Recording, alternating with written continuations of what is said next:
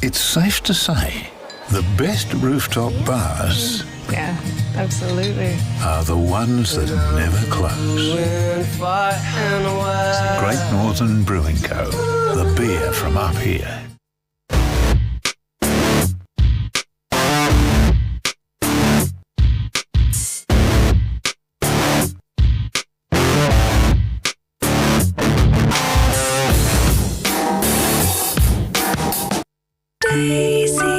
Daisy May, give me your best bouquet. Daisy May Florist is one of Toowoomba's premier flower shops. Visit daisymayflorist.com today or visit their beautiful store on the corner of Hursley Road and Tor Street.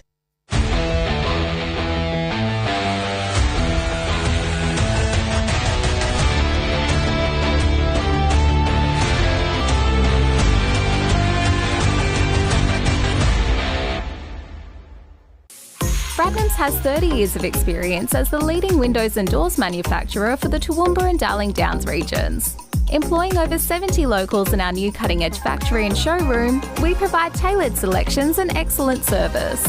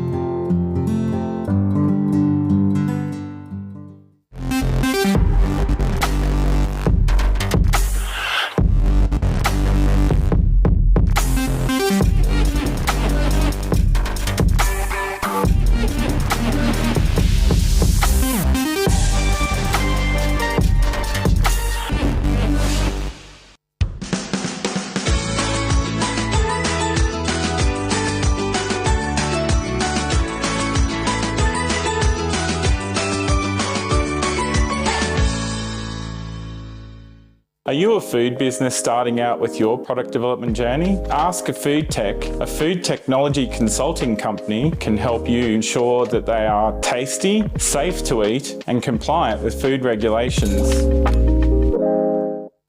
It's safe to say the best rooftop bars Yeah, absolutely. are the ones that never close. Great Northern Brewing Co. The beer from up here.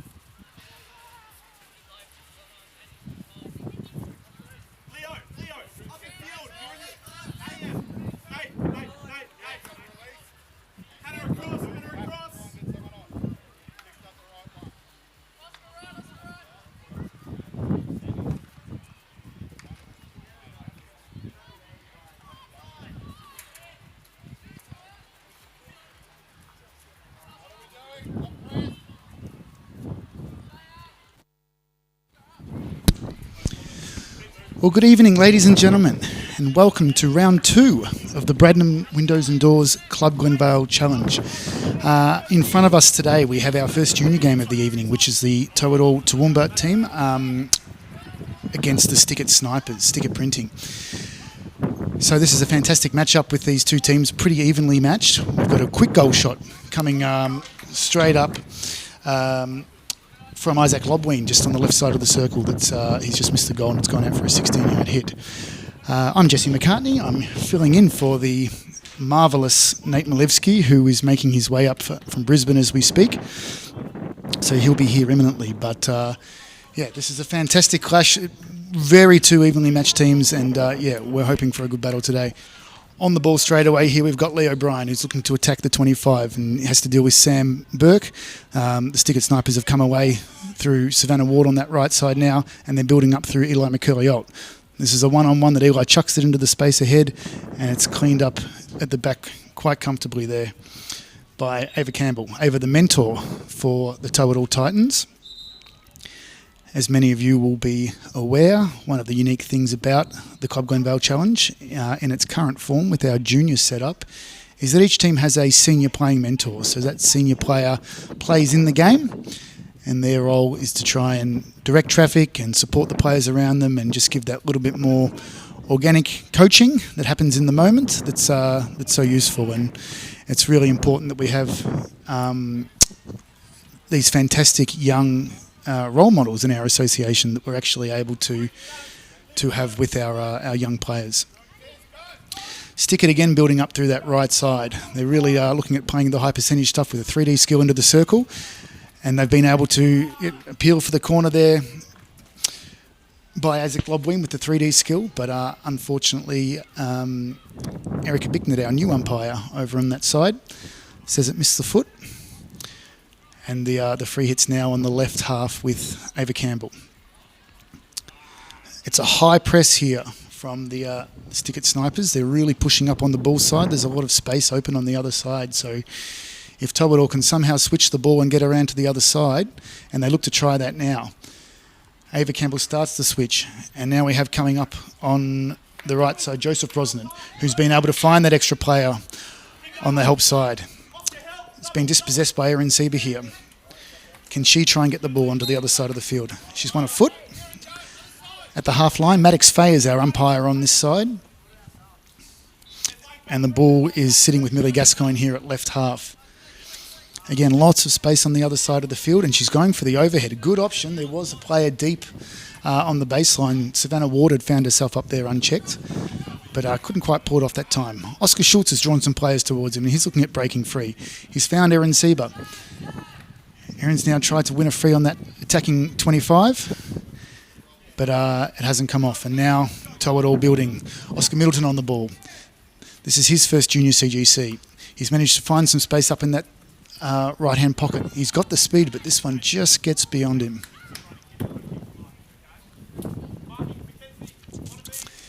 Deep free hit for the Stick It Snipers. And they're really stretching Toe It All here. They've got the high striker in, so it's actually quite difficult for Toe It All to high press and mark the deep players. And Sam's going to try here, Sam Burke, try and exploit that midfield. And he's found a player there. He's gotten himself through. Really great play by Stick It Snipers. The ball's been fed on quickly to Savannah Ward. She's got Eli up ahead. Eli McCurley-Alt now breaking into the circle. He'll look to try and win a corner. He's got the flashy skills. And it's all Stick. The ball's gone out for a long corner. Fantastic game awareness by the Stick It Snipers in that build-up play. They recognised that the pitch was stretched and they could play through the midfield. Not so now. 9 players behind the ball here for Toe It All to try and stop that ball getting into the circle. We've managed to get through here. And the ball's gotten to that back post, and it's a beautiful little tap in at the back post. Eli McCurley-Alt was able to sneak to the back there unmarked. Just peeled off and lost his player and was there, and a beautiful little lift pass between the gap between the marking defender and the goalkeeper. What was so clever about that play is just the drift back that Eli did. That's really clever. He's now got the shootout up against Grace Matthews. Oh, and he's just missed it going on the back stick. Grace came out quite aggressively and Eli looked to get around and he managed to do so, but just missed on that near post. Just needed that one more pullback to put the ball in on the forestick and he would have had it. But chose the reverse and it just let him down on this occasion.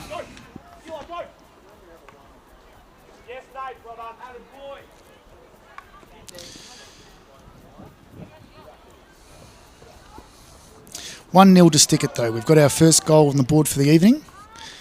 There's actually been 2 goals up on field 2. FitLab are 2-0 against the Yorkie Bears. Stickett driving forward again here, and Seaver's been dispossessed at the top of the circle, and it's cleared away by the Toowoomba Titans. Toowoomba Titan coached by Jackson Smitty and the team managers Mandy Travers. This is one of the fantastic things about the Bradnam's Windows and Doors Club Glenvale Challenge is that it's not just a development program for our players, but also gives our chance for our umpires and our coaches and our managers to have that experience of tournament hockey. Well, I guess it's that sweet spot between tournament hockey and league hockey, isn't it? It's just a short four-week tournament, but yeah, the teams are able to have trainings in between each game, so the coaches really are able to work on the development of their players during the Sunday sessions. Toowoomba looking to build up on the left here, and they've been able to get the ball through to the midfield. It's been dispossessed by... Ooh, I can't see that. It's Millie Gascoigne there, is it? No? Annabelle Patterson-Kane, sorry. Annabelle, or Annabelle PK as she's affectionately known, has broken into the 25. Cooper Golan on the ball here, trying to find an entry. And we've managed to get the ball into the corner. Austin Quires on it now. Oh no, it's Eli, sorry. Eli McCurley-Old. Unable to win the free hit, and Toowoomba to try and build up again.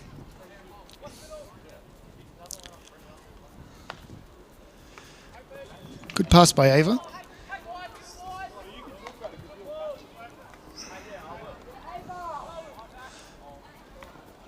Ooh, just wide there by number 20, Isaac Lobween. Ava's pass to Olivia Golan got stripped in the centre midfield, and Stickett were able to create a good goal opportunity there. Just missed at the far post. Again, another pretty high press by Stickett, pushing up with a little bit of an arrowhead. The ball's been struck through by Ava, trying to hope that they can get a little bit of a run on from the one-on-ones that they've got. And they've one possession here, Toowoomba, and they're off. They can attack now here through Maddox Jackson. Short pass over to Eli Lobween. And they've won a free hit inside the attacking 25. Can they try and structure up here, Toowoomba, and get a circle entry? There's a gap to the right if they can play on quickly, but he's looking for the overhead over the top. Trying to pick out Oscar Middleton on that side. Oscar has really got some pace. Incredible how he could get that one in. But to no avail. Honey Misraf on the ball has just lost possession here, and now Toowoomba look to try and build up again. But Stickett's marking is pretty tidy at the moment. Oh, a free hit against. And this is Nate McLaughlin looking to try and get into the circle, and he's won himself a penalty corner. Well played. Really great awareness there in the attacking circle to play on quickly before the defence was set. Was able to run his 5 metres, break into the circle, and win a corner and give Toowoomba a chance to get on the scoreboard tonight. Just a reminder of the rules that we have in place in the Bradnam's Windows and Doors Club Glenvale Challenge. If you are able to score a field goal, then you have the opportunity to take a shootout and score a bonus point if you like, but doesn't apply to penalty corners. So if you get a penalty corner, you're in the circle, and it's just the one goal for converting a penalty corner.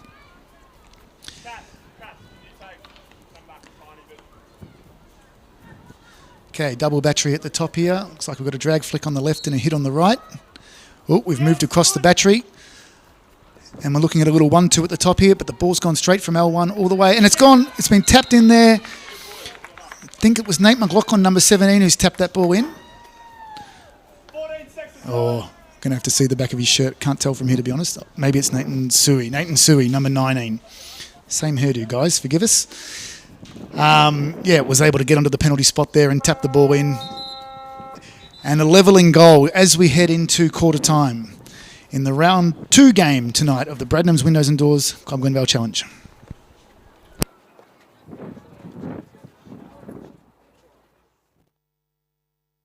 It's safe to say the best rooftop bars Yeah, absolutely. are the ones that never close. Great Northern Brewing Co., the beer from up here.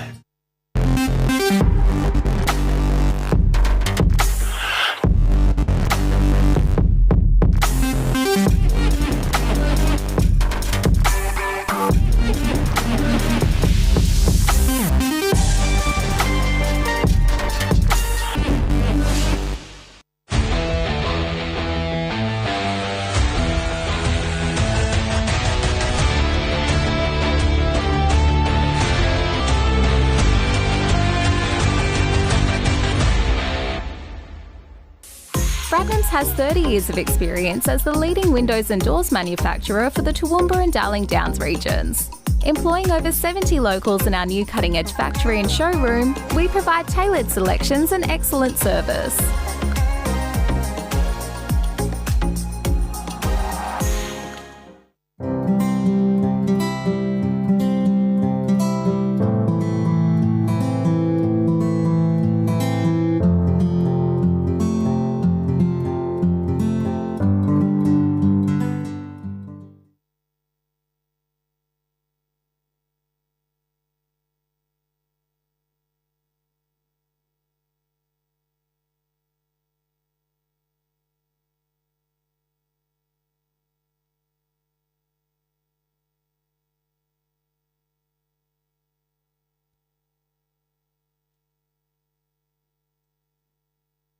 The clock started. We're into the second quarter here.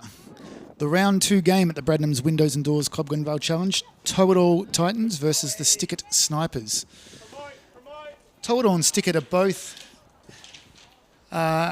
do a lot of work with the THA and in terms of supporting us as sponsors and Tow-It-All help us a lot with getting bulky, horrible things that require tow trucks around Toowoomba. And with Nathan Hill and his team, we're very grateful to have them on board. They're an independent, locally owned and family-run accident breakdown and recovery contractor, servicing all of southeast Queensland. Toowoomba, not just southeast Queensland. Toowoomba and surrounding areas with over 15 years of experience in the industry. Nathan can help you with all of your Tow-It-All services in Toowoomba on 0448 134 774. They're up against the Stickit Snipers tonight, and Stickit Printing is a business that has done a lot of the signage around THA. You might notice our coaching signs that adorn the hallways of Field 1, and they're up in the Field 2. They've done those. They've done a lot of signs for us. And the amazing uniforms that you see out there on the fields today have been done by Stickit Printing. So, we're very grateful for Stickit for their support of THA. And since being established, Stickit Printing has been known for its unparalleled commitment to customer satisfaction and quality of print. From screen printing, embroidery, DTF, DTG printing, sublimation, signage, stickers, sandblasting, laser etch, small jobs, big jobs, they basically take care of everything, bringing good old customer service, competitive pricing and quality back to your doorstep. Marshall and Tracy Golan, very regular people here at Hockey. Definitely approachable about taking care of all of your signage needs. So round 2, I've been joined by our co-commentator tonight, Scott Clark. Welcome, Scott. Good evening, all. Thank you very much for that introduction and that wonderful repartee about the sponsors out there tonight that are helping bring these people to the pitch so early before the season starts.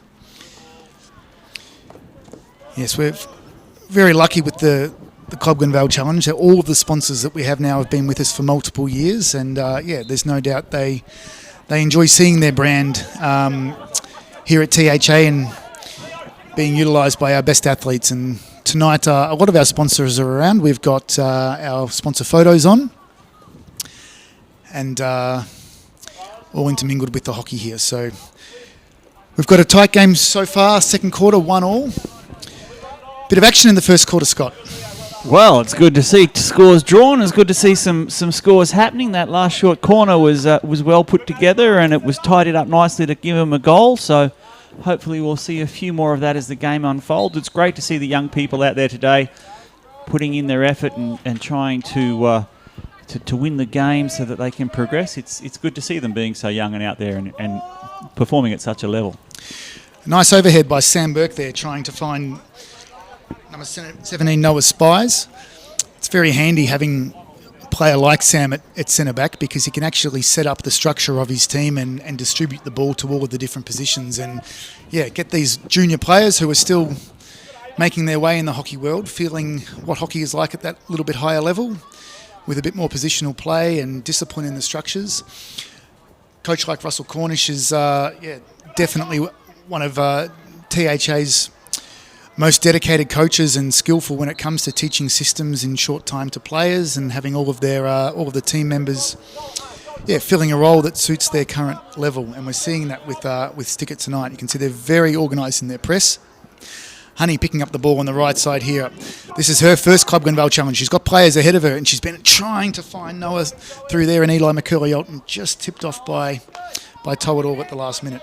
Olivia Golan now coming through and trying to build up for Towadall on that right-hand side.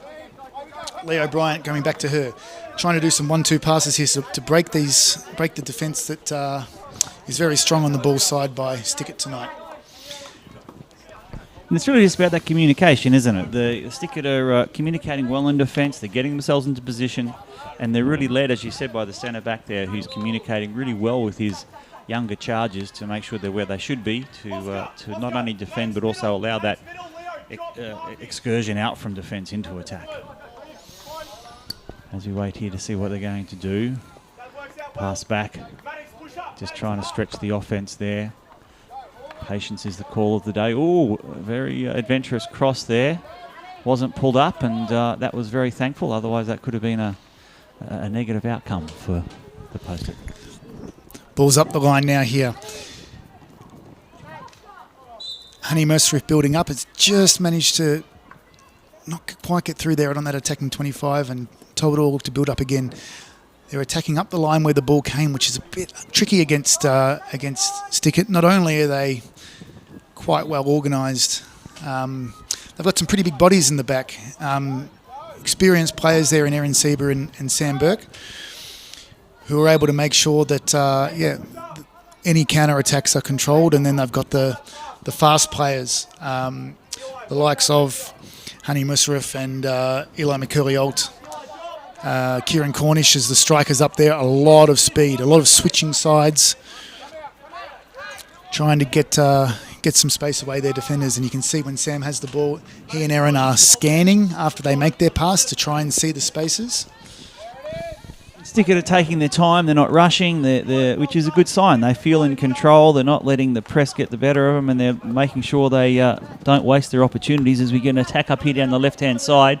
Good control. How it's going to develop from here. Oh, bit of a skill mistake there, and it turns over. However, that just shows that patience, that build-up is there. Unfortunately, it broke down on that time, but now Toad are back into the play, and they're going to progress the ball up. Olivia Golan there winning a free hit against Erin Sieber. Funnily enough, Olivia, the daughter of Marshall and Tracy Golan, who are the owners of the opponent that they're playing tonight. So, Olivia trying to probably get the win and get one over her parents in this game today. We do these things sometimes. Yes, and when you're in a small regional association, it all sort of comes together that way, doesn't it? You can't necessarily depend on who you're playing with in this sort of championship. Again, another attack down the left-hand side here, an enterprising little exchange of ball, but a huge stretch-out intercept there by Towett, trying to break that down. And let's see how they go. Leo Bryant here on the ball for Towadall, looking to try and find a short pass to break this press. He's managed to get lucky here with Nathan Suey. He's got the skills in the centre midfield and the power, but he's been stripped there nicely. Oscar Schultz here breaking away. Try and find the strikers on that left side, but it's been well intercepted. Lots of open space on that other side of the field. Savannah Ward is trying to stretch them on that side. Sam's trying to Sam Burke on the ball here, trying to just delay the play a little bit to let his strikers set up into the right positions. Basically playing with just 3 players in the build-up here, and all of the remaining Stickett players are cycling through that forward line, which makes it very, very difficult for Toowoomba to mark. So they're having to try and go zonal back there, but always being worried about the direct ball hitting one of those strikers. Going zonal, there's a ring to that, isn't there? All right, so what have we got? Toowoomba trying to get it out. The press has really beaten them there, and unfortunately play's broken down. And yes, we're going to have a short corner there. Who put that leg there? Oh, that's mine. Joseph Brosnan there, just trapping the ball as it was coming in. A little bit of talk about whether it was a raised ball, but the umpire, I think quite rightly, they're saying that there was no danger. Yes, the ball was lifted into the circle, but if there's no danger, there isn't any problem. Okay, no danger. We just need to get on with it here, guys. Penalty corner is going to be set up. He needs to move on here, Joseph, because he might find himself with a green card if he doesn't get into the net. Quite wisely, he's been able to return, and the team Toowoomba all get themselves set up to defend this penalty corner. As they put on their costumes for the short corner, it looks like the Stickets have got their plan set, and we'll see how this unfolds as everyone's getting ready to go. Okay, still Stickett just trying to determine who's going to be on the batteries here. It looks like they're going for the 2-point play. Nobody right next to it. Yep, it's being lit through. Goes back, little touch, no deflection coming, and a clearance by Grace, but no, it's back in there by... Can't see who it's by, number 7. Blake Attrell. He's managed to break in, and another penalty corner. Yes, that was well run, that short corner. They all sort of knew what they were doing. They set it up to be a bit deceptive. And it was well defended as well. As soon as I think the Toowoomba could see from the indecision at the top of the circle that it was going to be a 2-point play, and they got their battery out nice and high early, and they weren't allowing space for any goal shots towards the top of the circle or towards the sides. It was intelligent adaptation there of the penalty corner defence as well. And we'll see if they're going for a drag flick. Probably the 2-point play looks like it's not the option, but we'll see. Ball comes out. Drag flick, beautifully put away there. Excellent goal. Number 22, Oscar Schultz. Invests a lot of time into his drag flicking, Oscar Schultz, and he's got that one away beautifully. Nice and low, just to the left of the keeper's knee.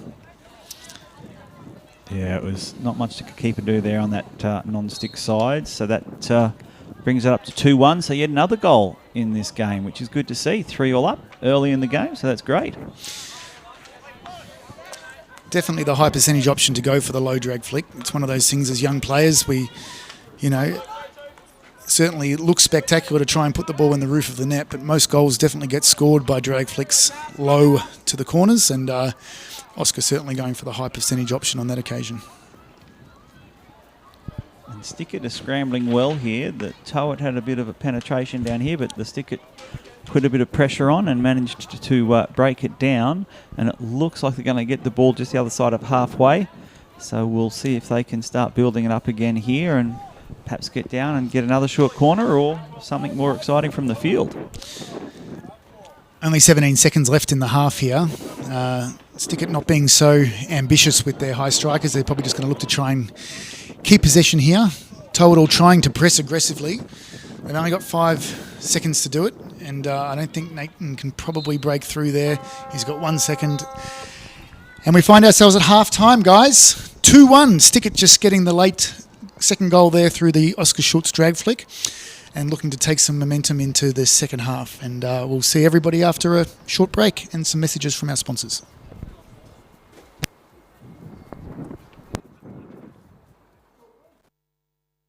It's safe to say the best rooftop bars Yeah, absolutely. are the ones that never close. Great Northern Brewing Co., the beer from up here.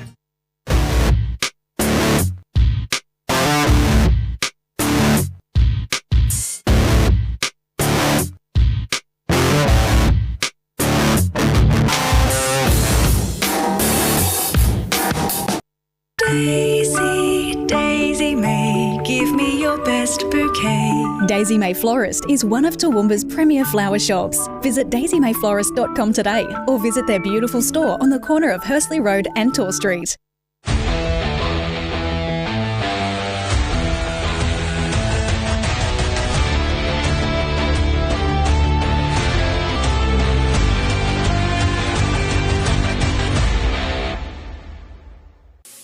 Bradnam's has 30 years of experience as the leading windows and doors manufacturer for the Toowoomba and Darling Downs regions.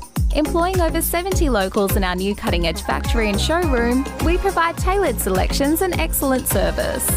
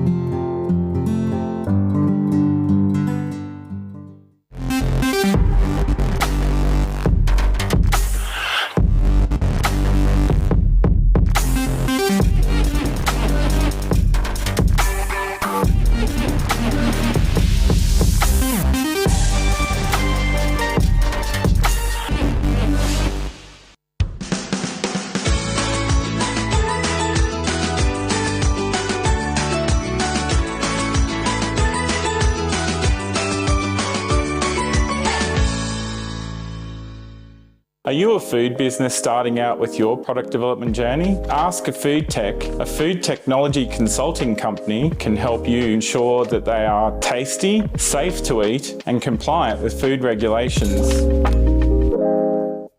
It's safe to say the best rooftop bars Yeah, absolutely. are the ones that never close. Great Northern Brewing Co., the beer from up here.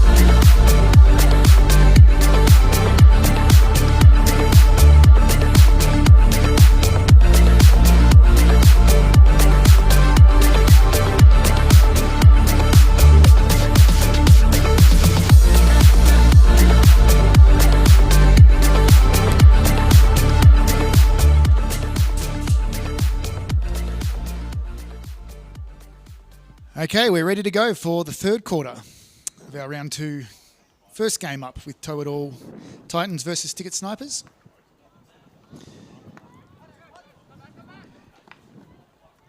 Two-1 to Stickit at the moment. They've had probably the lion's share of possession and most of the momentum in a game.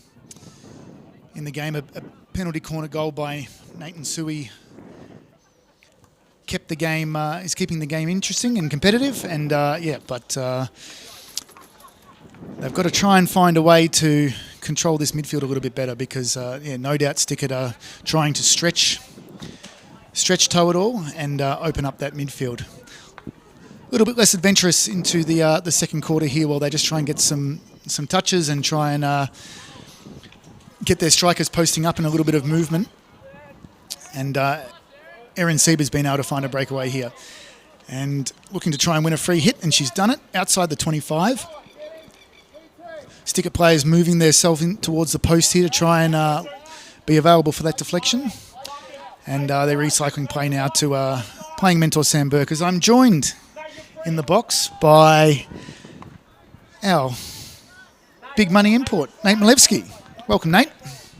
Thanks, mate. Nice drive up this afternoon. Beautiful sunny weather you guys have up here, so not too cool, not too hot. Did you remember your sunglasses? I did actually. I did. Well, then that is good. As a relatively new person still to Toowoomba, sometimes I forget that the sun sets in the west, and when I'm coming from Brisbane at the wrong time. Yeah, coming up that range gets pretty interesting this time of the afternoon. So, Holly Travers in the corner here for Toadall, trying to break through. We've been talking about the strength of the sticker defence, and they've got some very, very fast forwards that are looking to try and work together here. But number 11, Ava Campbell, the playing mentor for Toadall, has been able to win back possession and trying to help the team with some build-up. And Olivia Golan is going to be the beneficiary here of a mistrap from Oscar Schultz, and is trying to find her way into the circle here. A little bit of a pass and run that went awry, and now Oscar's looking at building up. Quick little free, yep. Oh, no, not the wrong way. Is it? looks like he's called him on the first obstruction. No, let's go on the other way. Yeah, I think she might have called with a shoulder charge from Oscar. Maybe just the view of the umpire had there made it look like... Didn't quite have the view we had on that one. Let's just say that. Correct. Okay. Ball up to Honey Misriff here in her first CGC. Playing with a lot of confidence in this first game. Has been able to duck it back to Isaac Lobween, and the ball finds itself in the back four for Stiggett Snipers. Sam Burke here, trying to be a bit more dynamic here, moving the team from a 4 in the back to the 3 in the back. Trying to mess with that toe-it-all press. Having players like Blake Attrell and Sam and Annabelle Patterson-Kane and Erin Sieber cycling through that defence for Stickett really allows them to be comfortable on the ball and try and exploit the press and draw players forward and feed into that midfield. It's wonderful to see when we've got experienced players coming up at the back and we can get some good structured hockey, trying not to play too direct, trying to build up through the midfield and giving all the kids a chance to play. You can see the width I've got in the midfield here coming out of the back. I almost see somebody posting up, trying to disrupt this front 6 that's really put a bit of pressure on from this press.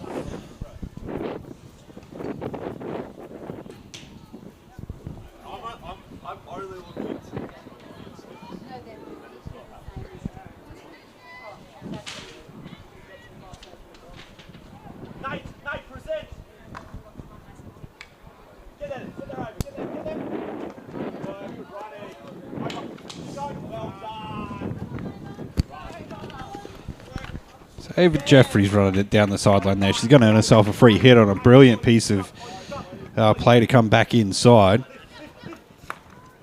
Give Nathan Suey a chance to belt it in towards the circle. Looking for players around the top. Alex Jackson floating in the area. Stickett Snipers really need... They've got somebody posting up now in the middle of that field, which should help get them out. Get that ball coming forward a bit more. It's just got to find the gap. Long ball's going to pay off here. Nice little touch back. Ward. A little bit of a miscue. She wanted to run onto that one, and she would have been away.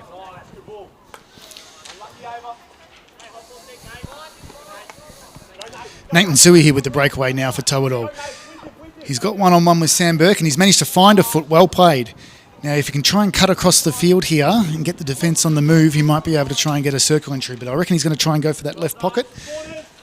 And we're going to try and get a circle entry here. We're on the back stick. We've been able to get body around the ball, trying to win that corner. Good skills there by Maddox Jackson, and he's managed to find the foot. Excellent skills. The flat sticks were coming in, and he was able to try and get that little lift pass. That little jink, sorry. He's read it well, looking for the defender to commit down to the ground and then just throw it on the giant left boot sitting there. Toowoomba scored from their last penalty corner. Will make for a very interesting last quarter if they can manage to jag a goal here.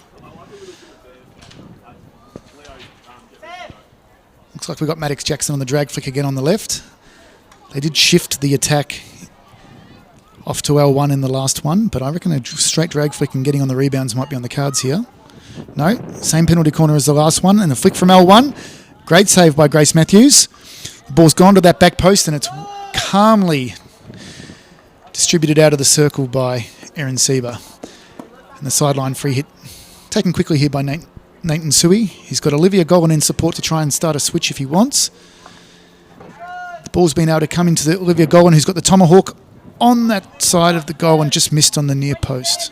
Good aggression there. Getting across the line, wanting to take the tomahawk straight away rather than waiting for it to get set up perfectly. A lot of young strikers, they don't see an opportunity like that, want to pull the trigger straight away when they cross that white line inside the circle. I always tell them, this line, as soon as the ball crosses it, you should be shooting. Eli McCurley with his chance to show his skills as he breaks into the circle, and he's found a foot very calmly there. Well done. Both Olivia and Eli there. Two products of the rep program here at THA, and both of them do a lot of additional training as they try and reach into the Queensland squads. With those 3D skills, so important to try and recognise the space that you're trying to get into, and both of those two players have the developing the arsenal to be able to do 3D skills and stuff on the carpet as well to try and take advantage of these circle penetrations. Looks like we've got 5 players up in the circle there for total. I was about to say, hang on, we got an extra defender here. Don't know if that's intentional by Jackson Smitty.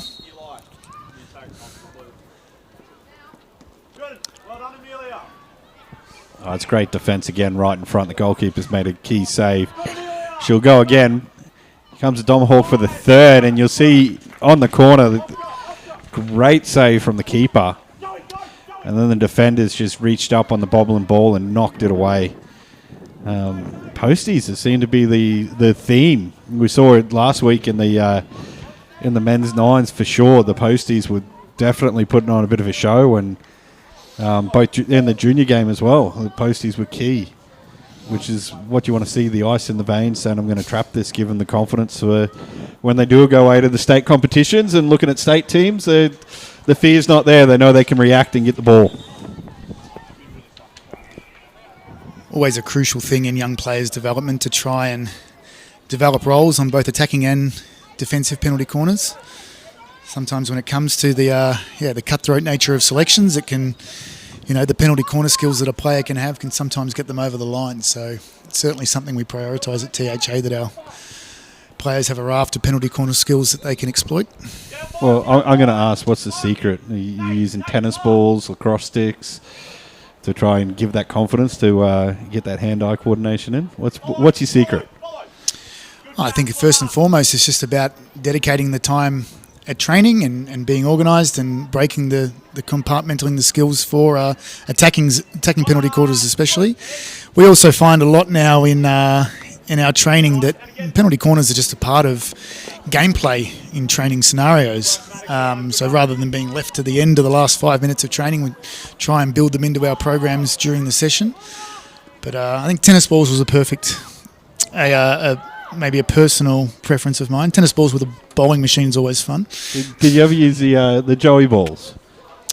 The jugs balls, like for ball machines? No, they did Kookaburra did a Joey ball. God, now I'm going to date myself 10 years ago. It's a Queensland thing, right? Maybe Which didn't was reach like Victoria. a hard foam ball.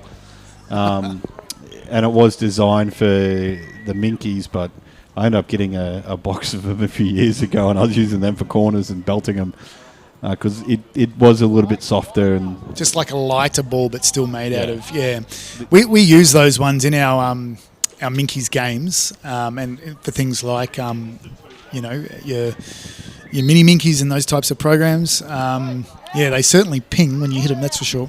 Oh yeah, still hurt when you get hit by them though. I think the most interesting thing I've done is use a golf ball. For penalty corners? No, for just a flow-through drill. Use golf balls. Yeah.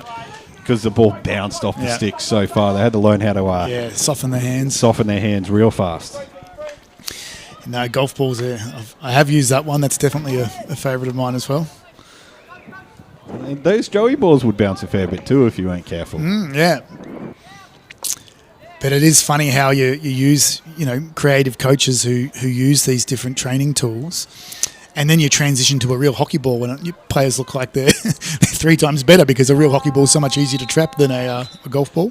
Oh, absolutely. And you also get the, that ball's a bit bigger. I can actually see that.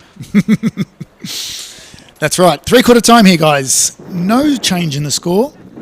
Still 2-1 to stick it. The game, a bit of an arm wrestle here, really a battle to try and break into circle and win penalty corners at the moment. I think we're going to see a lot more creativity with penalty corners as we go into the last corner. And, 1 quarter to go for the end of this first game tonight for the Bradman's Windows and Doors Glenvale Challenge.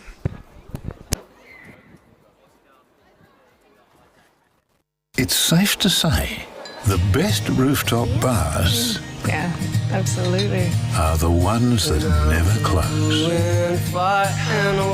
Great Northern Brewing Co., the beer from up here.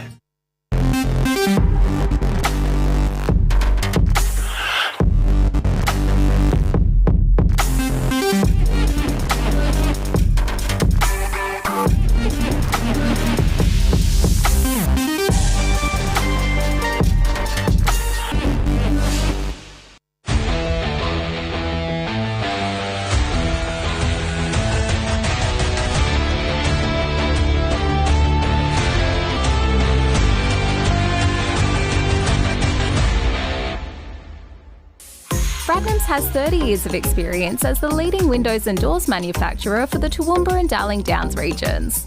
Employing over 70 locals in our new cutting-edge factory and showroom, we provide tailored selections and excellent service.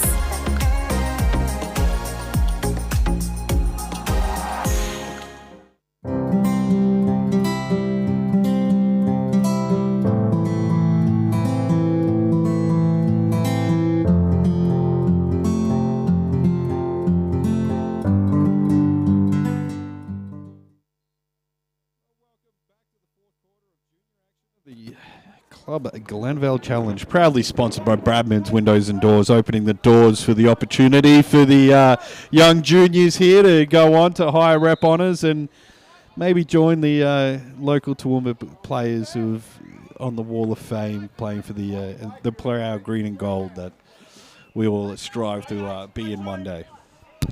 That was a great plug. You like that? That was good. I've been working on that one all week. I was going to say that's been a culmination of a lot of effort. But yes, Bradman's great sponsors, and they certainly have been providing great support to allow this championship to occur and allow these players the opportunity to play at high level hockey, and in particular for this game when they're quite young.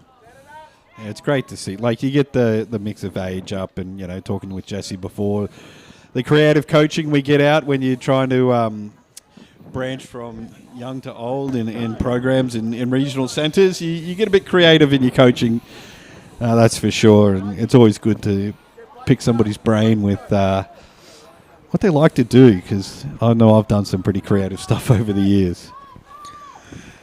And here we have Stickett coming back into the D again, a shot from the edge. Oh, it's a great right foot shot at the top of the D.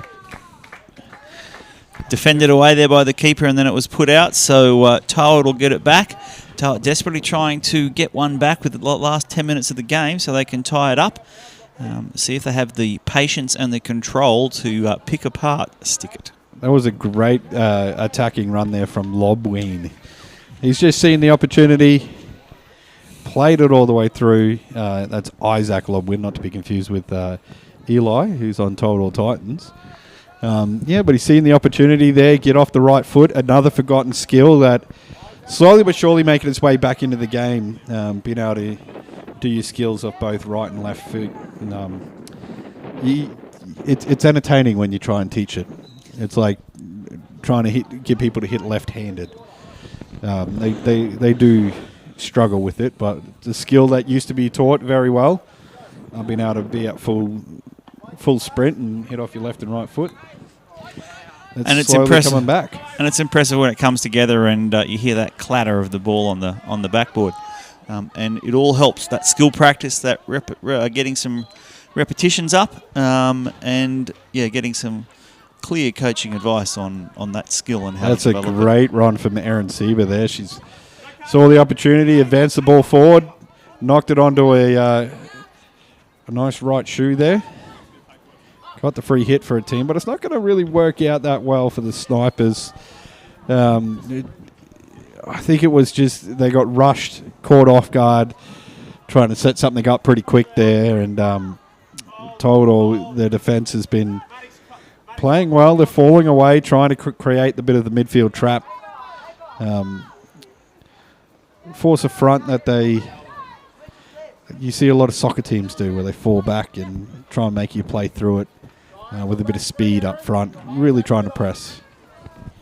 And that overhead probably didn't generate the result they necessarily wanted, but they've got the ball back deep in the opposition's back quarter, so we'll see how they can capitalise on that.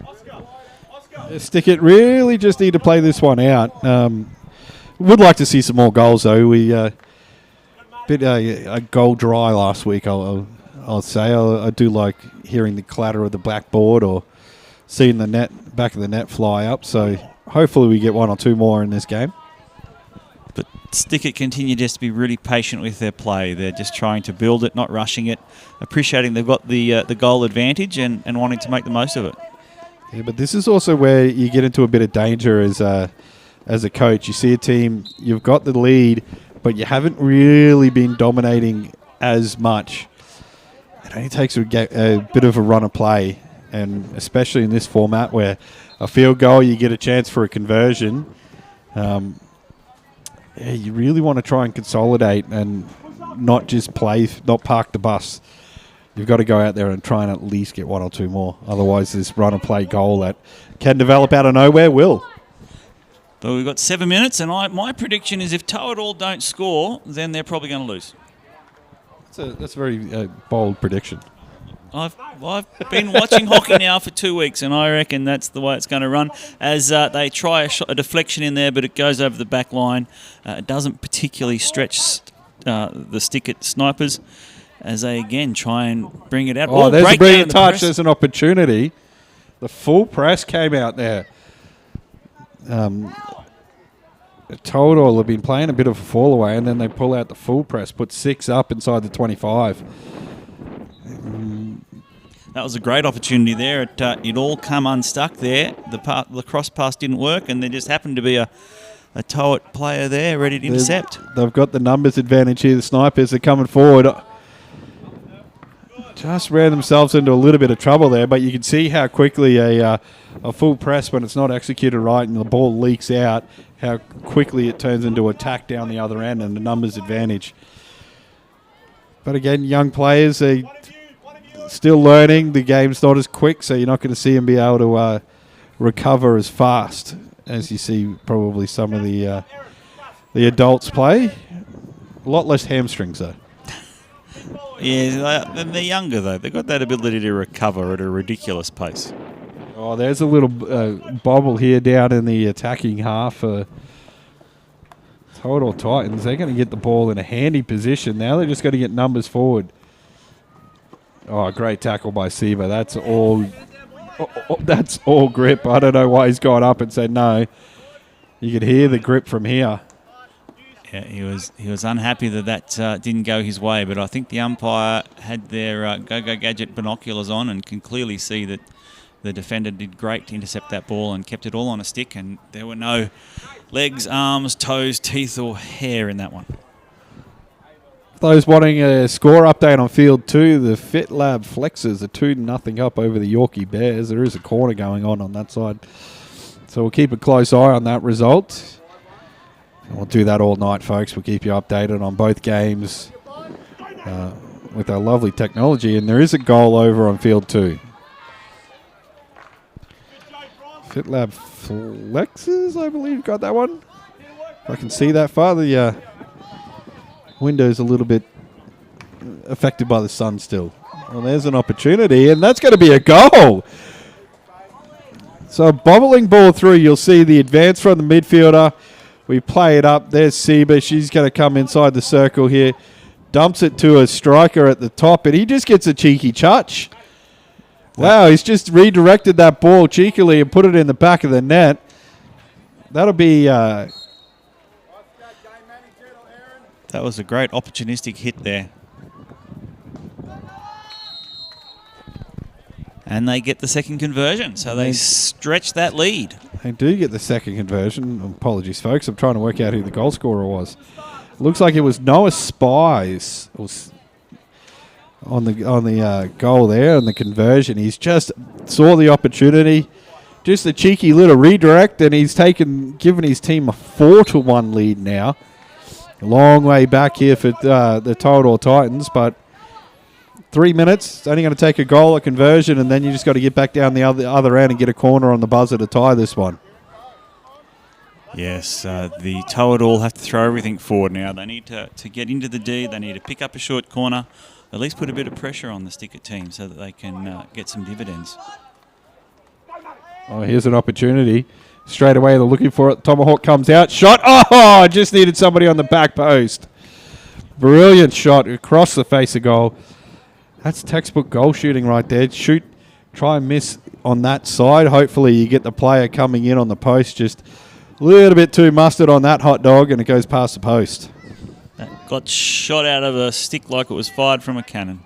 But unfortunately no one was there to finish it off for him. But good skills to get practice doing that and keep doing that, and eventually someone will think about getting there. It was a term that we came in hockey. It was about just over 10 years ago. We called it cage the cage, which we wanted players inside the box, in front of the box. You got to have your stick down, at least 2 players inside there. And it was the former Toowoomba hockey manager, Matt Cook, and I at a 2016 under-15 nationals. We won it, and we cage the cage was everything we preached. So opportunities like that always somehow found the back of the box. And unfortunately, Toadall are just having no luck today as that breaks down and Stickett get it back at the 16. So the pressure just hasn't really been paying off for them. They're getting a full press now, but still Stickett look like they'll be able to get out with relative ease and promote the ball. Yeah, that's all Stickett need to do now is just keep promoting the ball, put it down the other end and say, come on, you got to go through all of us. Total, the maturity level, like they need to understand that the game's on the line here. You can't waste time having a conversation or whether or not you agreed with the call that's just happened on the field. You need to just roll with the punches and try and keep promoting the ball forward as fast as possible. And also just having that patience, and I think that is probably an artefact of the maturity there that Stickett have got a playing mentor out there at the back who's confident and engaging and really communicating with his players. And Stickett, Toadall team to just lack that. There you go. Toadall team just lacks that little bit of maturity, but it'll come as they get more practice, and through this Bradnam's Windows and Doors challenge, they will develop the skill. And here they are with a last-minute attacking opportunity. And we saw it last year with the playing mentors being able to actually play up the field a bit more. This year, playing mentors down the back to kind of steer the ship. As a coach, we generally try and we call him the wise head of the team down the back, who kind of calls out where the play is and how to steer the ship a little bit more. So change in tactic and allowing the playing mentors to be in more of a mentor position. It's definitely changed the junior competition this year for sure. And it does bring those responsibility out for those younger players that they do have to be a bit more aggressive and assertive up front, and while the communication comes from the back, it's up to them to pull it out, to do the hard work at the top end. Yeah, and it also gives Josh McPaul a reason that he can't score 5 goals like he did in the junior competition as a mentor last year. Yeah, that as well. All right, well, that's going to do it for the juniors. The Stickett Snipers, a 4-1 win over the Total Titans, and on the other field, it was the FitLab Flexers 2 and the Yorkie Bears 1. We're going to be back in about 8 minutes with more Bradman's Windows and Doors Club Glenvale Challenge.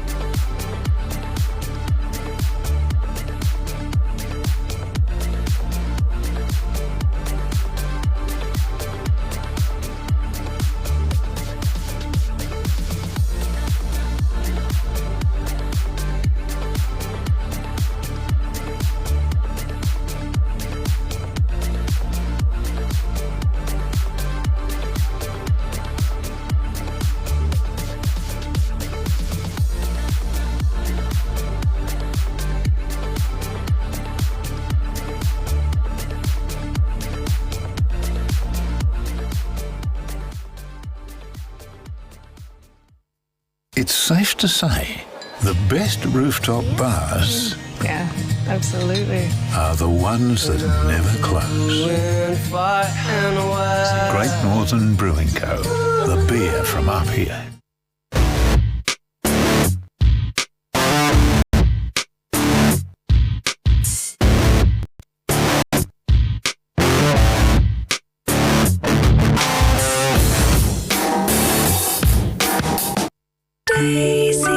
Daisy May, give me your best bouquet. Daisy May Florist is one of Toowoomba's premier flower shops. Visit daisymayflorist.com today or visit their beautiful store on the corner of Hursley Road and Tor Street.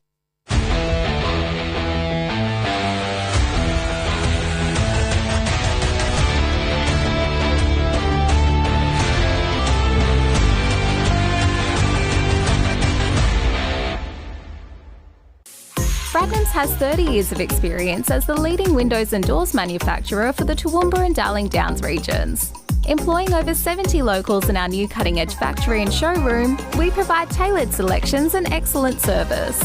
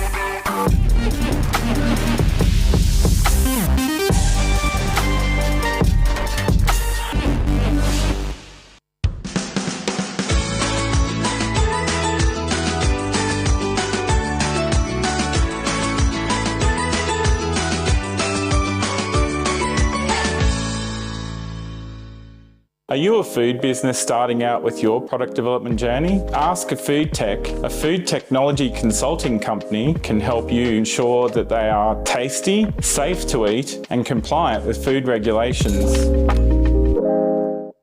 It's safe to say the best rooftop bars Yeah, absolutely. are the ones that never close. Great Northern Brewing Co., the beer from up here.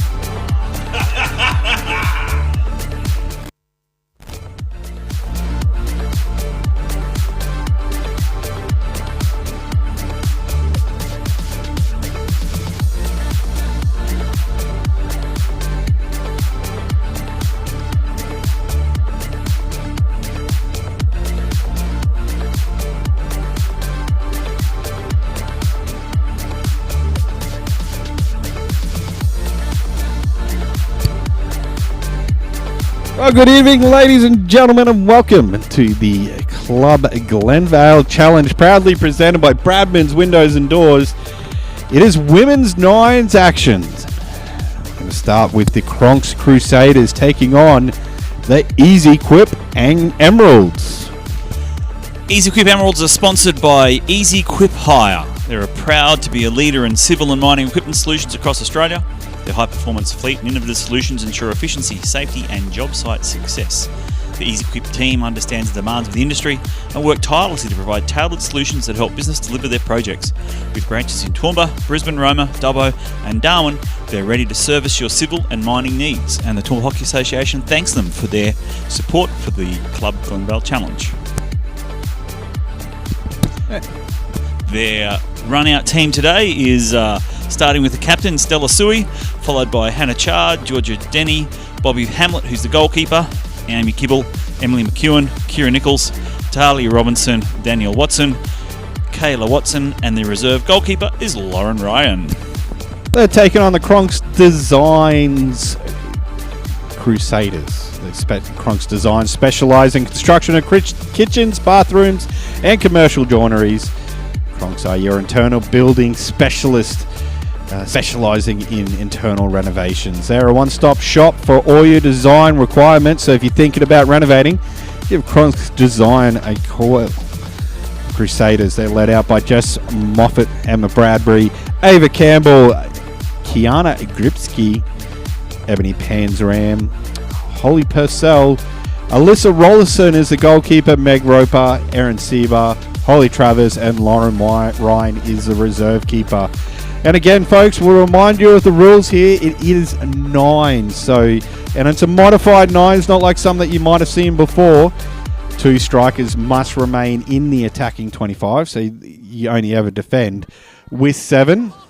Goalkeepers, they're allowed to be pulled at any time to make, and they can be subbed back in for a one-on-one. Corner opportunities, the ball will go out to the attacking team has 4 at the 25, 3 defenders inside the box. The ball's got to go outside the circle. If you trap it before the dotted lines, the shot must hit the backboard, and that includes flicks. If the ball goes outside the dotted lines, it can be a raised shot, and it is a opportunity for a field goal, so the corner's over. And keep an eye on that, folks. Last week we saw it happen late in the game. A corner opportunity went begging because the ball rolled outside the dotted lines, and they forgot that if time expired, it was over and done with. So players have to pay attention, and hopefully this week we don't see the issue we saw last week with cards for players. If the striker crosses the defending the 25 line, they do get a 2-minute green card. And last week we had some frequent flyers. Well, one gentleman in particular, 3 cards for crossing the line, and out of habit he gets a green. Time's up. He goes to run out in defence and forgot that he couldn't cross the attacking 25 line. So be interesting to see how everybody handles the adjustment tonight. And we talk about nines and nines formats. Plenty of nines action going on around Queensland at the moment. You have, of course, the Bradman's Windows and Doors Club Glenvale Challenge. And Core Cup up in Maryborough this weekend. And you also have Tiger Turf coming up at the end of the month. So if you like a little bit more faster pace, goal scoring actions, nines hockey, pretty much everywhere at the moment. And yep, it's that time of the year, isn't it? The season's starting, so everyone's getting their champions in, their competitions in before the season proper starts to get their better players warmed up and ready to rumble. Yeah, I was back at training last night, so it was a hello. Here we go again. Season started. It's come out of nowhere. That's a scary thought. I thought elite athletes didn't need to practice as much. I thought you might get a bit of a short on the pre-season. Oh, we've been over this. I'm a proud card-carrying member of the Lazy Striker Association. I love nines formats. Never cross halfway. You get a nosebleed when you go that far back. At least you can be up there to deliver when called upon for some interior design of a goalmouth. Very good, very good. So what have we got here? We've got a bit of a wild ball down the other side there, and so it's a a bit of a slow start as they sort of suss themselves out and figure out where they're going to be and start communicating within themselves. And hopefully we'll see some goals start be racking up. Ezy Quip playing a very aggressive style of here. They're wanting to push everybody up. Yes, stand across halfway there. She'll be easy on the transfer. It could, if the Crusaders are smart, they could get a quick turnover here, and they do. Here's an opportunity now inside the circle. 1 to beat. Players there on the back post. Oh, the miscue. She's still got possession, though. She'll play it back to her again. And that was wonderful. She didn't panic. She kept control. She looked up for her players. She didn't try to see the bright lights. So that was a bad breakdown, but a beautiful recovery. And they picked up a short corner there by the looks of it. It looks like that was Jess Moffat coming in there and getting the opportunity. And, yeah, it's smart play from the striker there. She's missed the easy knock in. And, at full speed, that is not as easy as it sounds, folks. And rather than going, I've missed it, she's gone, no, I'm going to get the ball back and give my team an opportunity, and they're going to have the first corner of the game here. Yeah, that just showed real maturity and a real understanding of the situation of what they wanted to achieve. And they got a reasonable outcome at the end. They're attacking still. They've got the ball in the right part of the field, and now we're seeing what they can do with their short corners. It comes out outside the dotted line, so there is an opportunity for the ball to be raised here. Trying to pull it back and keep it on a stick. 1 to beat. Here's a player in front of the keeper. Tries to play it through. Well saved. Try to play it through the legs there, and the postie comes through to clean up the crumbs afterwards. The old, I think it was the Mighty Ducks where they poured the trash in front of the goal, and they learnt how to sweep the trash out from in front of the goalkeeper. That old drill works well there, and I'll see how many movie references I can make tonight. Might be a fun game. Now you're bloody really showing your age. Oh, now. There's an opportunity, a shot, and that's going to go wide. Who doesn't love Mighty Ducks, though? No, true. They don't make them like that anymore. It was kind of funny. I remember watching that and loving those movies as a kid, and then I learnt the game of ice hockey and went, it's nothing like those movies. No, but that's the whole point about a movie, to make it a bit more exciting than what it is. Watched a game of ice hockey once, never understood any of the rules, and the people I was with, they couldn't explain it to me. So moves very fast. Yes, it is the way to explain it. But it's a great game to watch. A bit like hockey. Probably second to hockey, but it's a good game nonetheless. Ezy Quip are trying to deliver on this one inside the circle. They are, again, playing more aggressive, pushing the numbers up. They've got to be careful at the same point. That little cheeky ball through can result in an easy turnover, but the patience of just building through here, it's there. Whereas the Cronks Crusaders, they just need to find that first pass early. Great opportunity in the nines for skills to work on. As coaches, we say the first pass you see is always the best pass, and in nines it teaches you throw that early ball like this one that's going to go down towards the tee spot here, and an opportunity. Now bear with us, folks. We do apologise for the lack of identification on the players. Our team sheets have seemed to go on missing, so we're working on our technical difficulties to get them to you. I thought they might have just changed their name by deed poll to a particular number. That'd make it easier. It would, actually. It would, but we'll let you know. Oh, beautiful cross, but no one is ready for that one to capitalise. Opportunity for the upright backy there to take the shot. There's a good spin in, trying to get the foot and get the corner call, but well defended here. You'll see this. Tucks it under the wing, goes, yep, I'm going to try and throw it on a foot, and the defender just goes in low, keeps it on a stick, manages to get the ball to clear out of the circle. So, again, good defending. Score update on field 2. It looks like it's a cracker over there, and there's just been another goal. The Aus IT Tech Titans, they're now up 2 over the Little Pig Legends.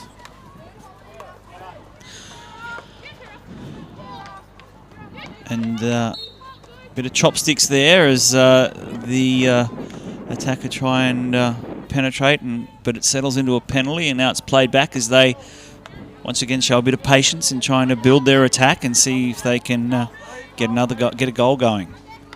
Interesting tactic here from the Cronks Crusaders. I've dropped back, by the looks of it, Jess Moffat into the midfield. She was playing striker, leading away. Now she's going to come back into that centre mid role, try and be the more controller and distributor, which I wouldn't be surprised if it creates a bit more attacking opportunities, especially with this ultra-aggressive Ezy Quip Hire press they're putting on. They're definitely lifting themselves to a new level of pressure they're putting on there, much like the Ezy Quip scissor lifts. Oh, I did that one good. You did. Well done. Once again, we've got to keep thanking our sponsors. They provide the financial assistance required to put on these sort of competitions so that our players can enjoy and develop from the experiences they get in the Bradnam Windows and Doors Challenge. Oh, brilliant interception there. She's beat the hit on the back of the stick. Here's an opportunity. It's 2-on-1 with the keeper, 1 to beat. She's just missed the back step track. You'll see this brilliant ball from Moffat comes forward. Only one player in front. All she has to do is trap that. She's just overrun it by 2 steps. Missed the back stick opportunity, and that's how quickly nines can change, folks. It goes from end to end very fast, and one pass can ultimately result in numbers forward very quickly. Yes, look, and they had a great opportunity there. It was 2-on-1, and it was prime sort of set up. Unfortunately, just didn't stick that last pass, and unfortunately it's broken down. But they're back on the attack again into the D. But again, they just can't generate the right outcome as it gets put out and moving forward. Now, we sound like, we're being a little critical at times, but we also take into account it's early season, so players getting themselves in the right spot is a good thing this early in the season. But, week 2 of this competition, we're still, early February, so, for some people it may be their second time picking up the stick for the season. So we're not expecting miracles out here, but players to get in the right spot can show that it's there, and it's going to develop really nicely. Oh, look, I don't think it was critical. I think it was just bad luck. It was just bad luck. In that cross there, the player just took an extra step. They didn't have to, and the delivering player couldn't quite make the right adjustment. But yeah, the Seals will come along. They'll get more experience. They'll get to talk about it a bit more with their coaches, and they'll certainly come away better for the experience. You can see where it's coming. It's almost there. Yeah. The passes, they're about to start connecting for both teams. And the way that both are playing right now, it's only a matter of time before they put it all together and look out. The goal scoring is going to open up on both sides of the paddock, I believe. And also, it's a fairly unique format. In a normal game, you wouldn't be in that position where, you're attacking and the defenders are actually behind you and you've got another player in front of you that's unmarked. So it is a different way of thinking and planning your attack. Oh, that's a brilliant opportunity. Oh, just bounced over the stick that time. The Cronks Crusaders, again, they're getting themselves in the right spot, and you'll see this. Ball intercepted, finds the open player, hits towards the back post, and there's that little bobble off the defender's stick there. It's going to go over the attacker's stick, and just the opportunities they're creating. Look out, folks. Cronks Design, Crusaders, they're definitely designing something here in this attack. You just took the words right out of my mouth. Yes, they're designing great attacks, and there's just a little bit of a lack of luck right at the end. That time the ball bounced over the stick. Previous time the player took an extra step that really put them in a bad position. But Cronks are really developing something here, and we'll have to see if the Ezy Quip can get it back. Ezy Quip have come down and got a quick corner here and an opportunity there. Just entered it through the T spot and the bobbling ball, and somehow finds a foot. I think it's safe to say the Cronks Crusaders, they've got a new kitchen that they've designed, and they're just adjusting to it as they go forward. We all know anyone who's a bit of a chef, we get adjusted to one kitchen, we go to another, and it takes a while. Look, I would say, they've got a a template, or they've got an original model they're trying to put out. But unfortunately here they're going to have to put the kitchen away and see what they can do for the civil engineers. Oh, surely they can throw the kitchen sink at the defence here. That's true, and they've come out. That ball has not gone outside the dot, so it must go under the backboard. There's an opportunity. Save made by the keeper. She's going to hang on to that. And then the call's going to be made here. You say a brilliant save made on the touch. Right here just goes, yep, I'm going to hang on to that. And then the players pulled it out. Moffat's just pushed that one over the goal line. And the umpire said, what direction were you going? Answers the wrong way. So it'll be another opportunity. Once again, ball does not come outside the dot, so it must stay low. There's a shot and goal. That was beautiful. A really small angle to work on. Didn't trap it, just grabbed it, pushed it off the stick, and dug it out like an excavator from Ezy Quip Hire. And you can see there the player at the post, he worried more about the players streaking in front there, trying to get to the post early. So it is a 1-0 lead for the Ezy Quip Emeralds? Yes. They're the ones. Diamonds in the rough. Diamonds in the rough. Would be emeralds. Oh, look. Cronks Crusaders have had an attack. Here's an opportunity save made, and there's a goal. There's the answer straight away. Again, picking up the pieces in front of the net and pushing that one straight through, folks. Doesn't get much easier than that. Broken down play, and good strikers here. They see that ball and go, yep, that one's mine. Easy flick in the back of the net, and that's going to tie the affair up with the conversion to come. Yeah, the poor keeper there. She stopped that first one with a lunge to the left, but waved a hand around, but couldn't stop the deflection in. Looking to keep it on a 4-stick, tuck it under her arm and push it through. The rebound's out. Oh, just outside of the 8 seconds there. Great goalkeeping. Yeah, that was a great stop there to prevent the conversion, to keep them at 1-1. That meant they haven't got the advantage of the 2-point goal as we come down to the last 2 minutes. Oh, sorry. Well, that's going to do it for the first half. It is a 1-1 affair between the Ezy Quip Emeralds and the Cronks Crusaders here at the Club Glenvale Challenge, proudly sponsored by Bradnam's Windows and Doors.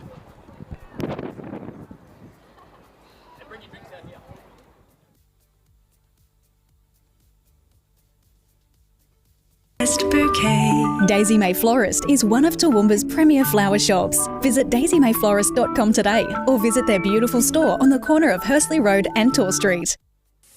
Bradnam's has 30 years of experience as the leading windows and doors manufacturer for the Toowoomba and Darling Downs regions. Employing over 70 locals in our new cutting-edge factory and showroom, we provide tailored selections and excellent service.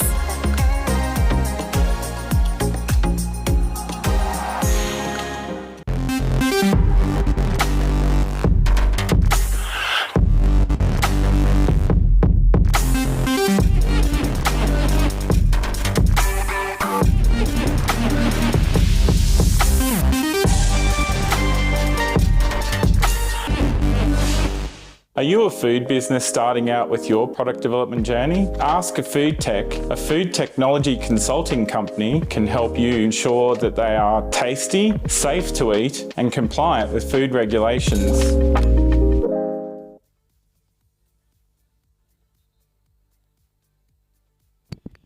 Oh, welcome back, ladies and gentlemen, to the second half action of Game 1 for the night of the Bradnam's Windows and Doors Club Glenvale Challenge for 2026. A little bit of change in the action. It's nines.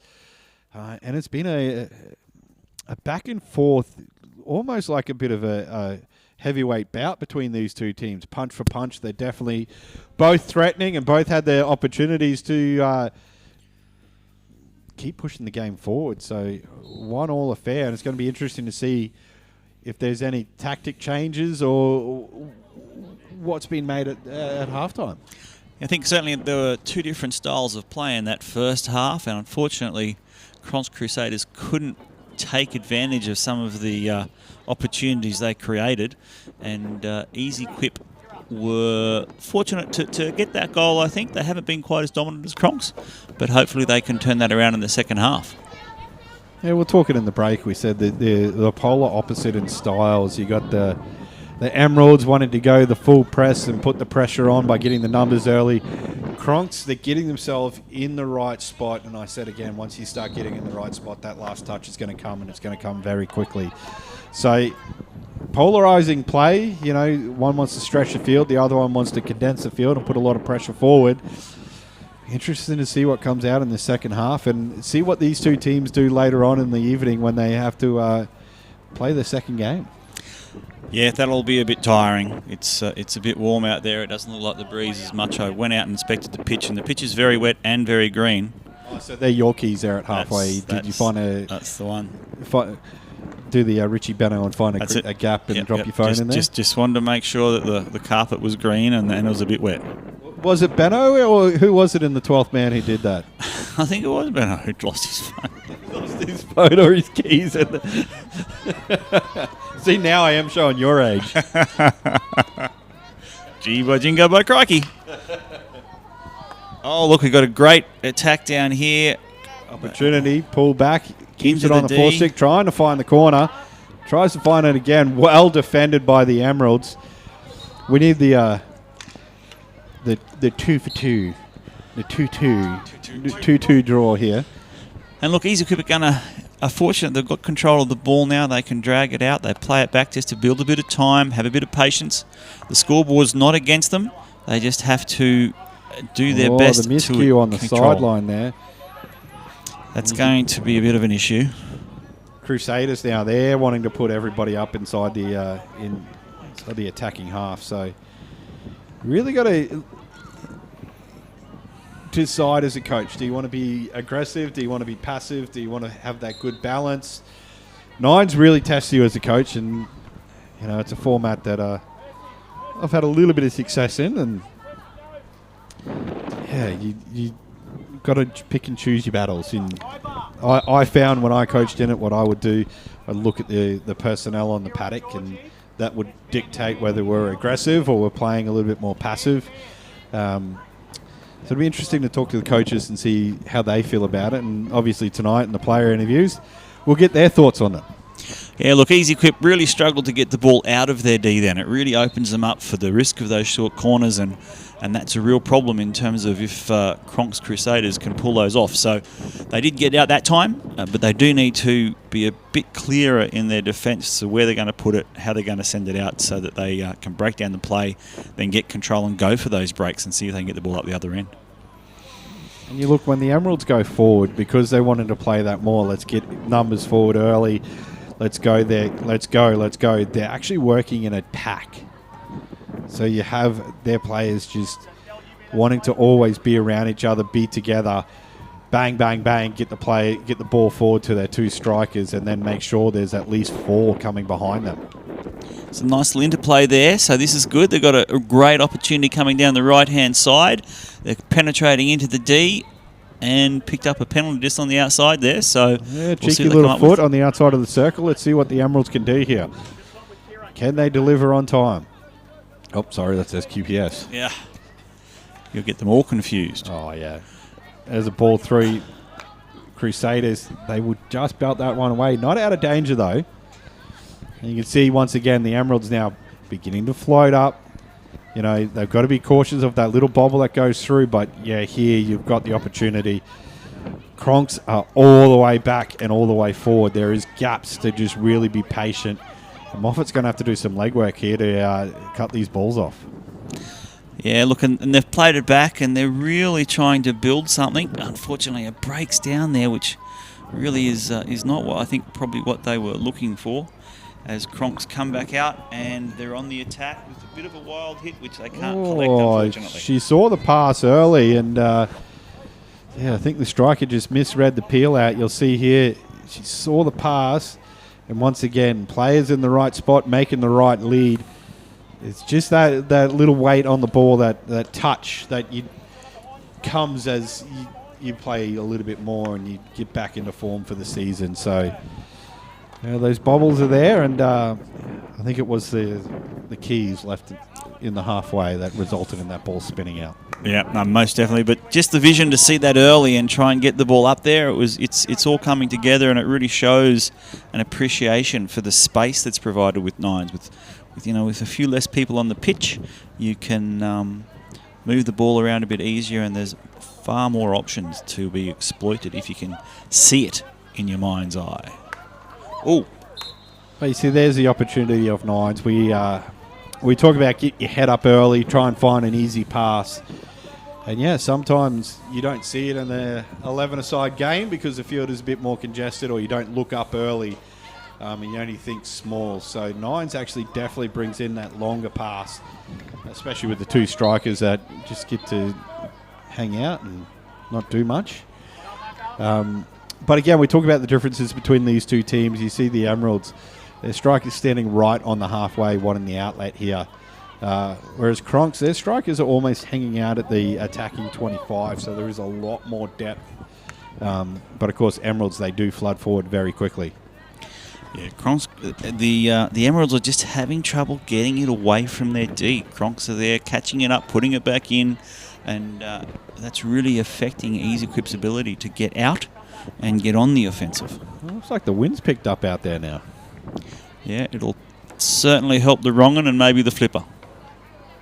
Oh, now we're talking. Maybe it'll help the Little Pig legends over the other side blow the house down. That's true. That's true. That's exactly what's going to happen. Actually, I think that's probably a consequence, because what's the score up on the top field there? It's 2-0 to the Aus IT Tech Titans. So the wind probably is helping them. They're running with it. Running with it. And getting that extra, half a kilometre an hour. Well, it's helping their data centre not use so much water because it's air-cooled. Ooh. All right. You're doing the good plugs over there, but yeah, no, I'm not fine. Not on full cylinders tonight. Alrighty, so Cronks that going means again. we need to get a better dump truck for you from Ezy Quip Hire. That's it. That's boom, boom. There we go. So we come into the last 7 minutes. It's tied up here on the bottom field, and it's just a bit of a back and forth game at present. No one's really dominating. Certainly we'll see how Ezy Quip Hire Emeralds can get out of their half at this time. Cronks have put 5 in the box there, trying to really push a turnover. And as a coach, that's what you want to see there, an easy turnover on the outlet. Gets your team the ball back there, and now they have numbers forward. They've got 5 forward. Look to transfer the ball across the other side of the field. If the striker gets there in time on the peel-out lead, he'll be up inside the attacking 25. A little bobble there cost them that transfer, but opportunity still there. Strikers there. Emeralds really need to try and answer this this pressure that the Cronks Crusaders are putting on. Yeah, they're just making it really hard for the Emeralds to get out of their half, and that's really restricting them and allowing Cronks to be a bit ascendant as they come away with the ball, and we'll see if they can come up with something. We saw in the first half the Emeralds wanting to flood forward as much as they could. They seem to be wanting to stay back a little bit more and be a bit more defensive due to those early breakaways, and it's definitely taken the sting out of their attack. Here we go, Cooper. The Cronks are again onto it to see if they can come up with the ball. See if they come up with the design for a great goal. That's the one. Unfortunately, Ezy Quip Hire managed to dig that out with one of their excavators and turn around play. So here we go, an opportunity down the right-hand side if they can get the ball away. Great drag back in there. Looks for the player in towards the middle of the field, trying to find and strike it into the circle. We have a goal on field 2, folks. Aus IT Tech Titans. They now lead the Little Pigs Legends 3-0 with the conversion to come. I think Little Pigs up there have just been blown away. The big bad wolf showed up. Yeah. Well, he definitely showed up there because the goal has been converted. So it is now 4-0 to the Titans on field 2. So again, folks, all night I'll keep you updated on both fields, both action. So everybody gets included here in the Bradman's Windows and Doors Club Glenvale Challenge. Little Pigs up there, I would say if they don't score a couple of goals before the end of the game, they're going to lose. Bonus point. I forgot to talk about the bonus point. Score 3 goals, win by 3, you get a bonus point. Trying to encourage goal scoring is the mantra coming out of... Oh, brilliant shot. It just missed a little bit wide there. You can see Great opportunity, parked on top of the circle. No one around her. Walks in and says, I'm going to tonk this. Just gets a little bobble on the ball and misses on that far post. But that was so well constructed, though, to generate a player at the top of the D unmarked. A great opportunity, really showing that Ezy Quip Emeralds can put it together and have a shot on goal. Fortunately, it didn't come off, but it's good signs that they're really getting themselves in good positions. Yeah, and like I said, it's the opportunity. Talking with Jesse about this last week, he said we wanted to create more goal-scoring opportunities, whereas, Toowoomba's an association has historically been made on stout and tough defence that, is impenetrable, but you got to do the job at the other end, and the way the game's going and the evolution from, the last 20 years and how fast it's become, and going away to a state championships where you do have the conversions, you've got to find ways to score. Yeah, I think all sports going down the more runs, the more goals, the more scores you can get, the bigger the viewing audience, the more excitement, and therefore that attracts the sponsors and it attracts the money. So I think everyone's moving towards trying to get as much excitement. Interesting fact was when the Hockey Nines was first conceived by Rick Charlesworth, they actually made the goals bigger to try and influence a bit of play. And I can remember being down in Sydney one year, and I was still living over in the States at the time, and I managed to walk into a Nines competition with the AHL teams trialling it with the bigger goals, and let me tell you, it was fast. There was a lot of goals scored with the goals being about a metre wider. It opened it up, and it was incredible to watch. Can't have any of that sort of malarkey as the Cronks Crusaders have a beautiful opportunity. They got the ball to the top of the D. What's going to happen here? She's still got it on a stick. All she has to do is shovel it past. Oh, that's brilliant defence, though. Did you see that ball fighting her there? Didn't want to bloody have a bar of that stick. Oh, there's a mobile phone down there in the gap. Yeah. Somebody checked the pitch earlier and left half his stuff out there. I think that bit of turf's been mowed wrong. Yeah, I think we used the dish soap on it, not the water. Yeah, that's the one. That was just really unfortunate. Again, the bobble of the ball, couldn't pull it control. Great opportunity that has gone adrift. Great work from the striker there, though. She decided, okay, I've missed my opportunity, but I'm going to keep stick on ball and the backstick shovel at the keeper and try and make we saw in the last game, make the pieces bounce and the opportunities present themselves. And, they're there. The Crusaders just need to find the back of the net and find a way just to put it in. It doesn't matter how it ends up inside that box. It looks the same on the scoreboard, folks, and it's definitely one thing that I preach to the teams that I coach. We like to score, and we don't care how it goes in because it looks the same on the scoreboard as it ticks over. And as you said, just the confidence there to realise that the ball had been fighting back against us, so she had to teach it a lesson. So she got back in control rather than having a wild shot. She took her patience and tried to get back into control. But unfortunately, by that time, the Ezy Quip Emeralds could get back into defence as they penetrate up the other end. Oh, beautiful brilliant cross. Defending again. There's that defence that you've seen Toowoomba's made their legend on, and there's the opportunity. But yeah, brilliant point there. The maturity of I'm not going to try and blast that one. I'm just going to, keep stick on ball and eventually try and get it on goal. It's a good skill to have, having the patience of, hey, I don't need to just always wind up and try and hit this thing as hard as I can. And here's another opportunity for the Crusaders. They're inside the circle. There's one to beat. Keeps it on a stick. Loses it a little bit. There's the opportunity. Ball bouncing. Oh, just spun the other way at the last minute. The flipper came out, and that thing had a little bit of a leg break on it and misses the far post. And that's going to do it on the buzzer, folks. It is a 1-1 draw between the Ezy Quip Emeralds and the Cronks Crusaders.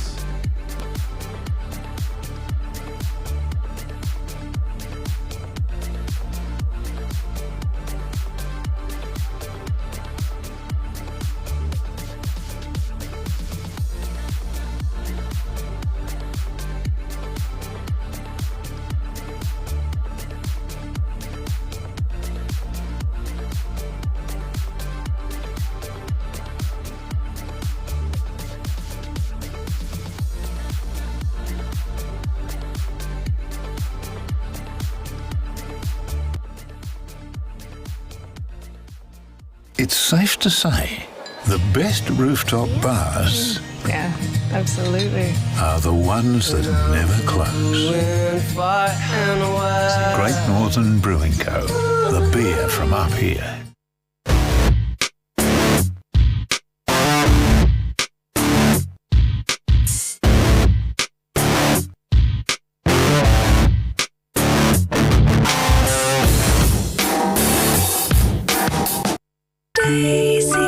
Daisy May, give me your best bouquet. Daisy May Florist is one of Toowoomba's premier flower shops. Visit daisymayflorist.com today or visit their beautiful store on the corner of Hursley Road and Tor Street.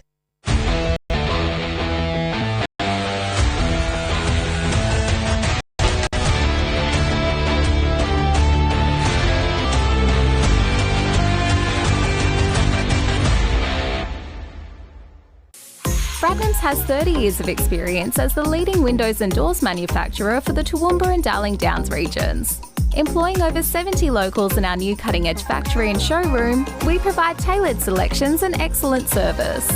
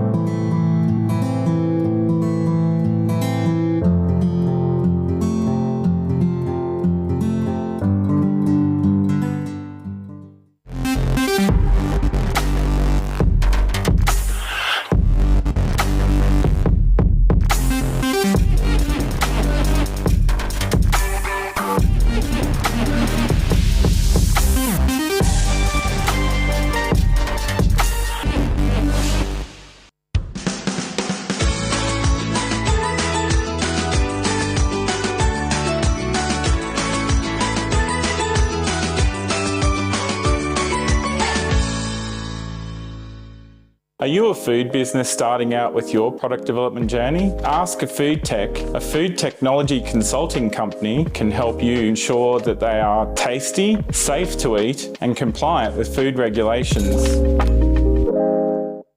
It's safe to say the best rooftop bars Yeah, absolutely. are the ones that never close. Great Northern Brewing Co., the beer from up here.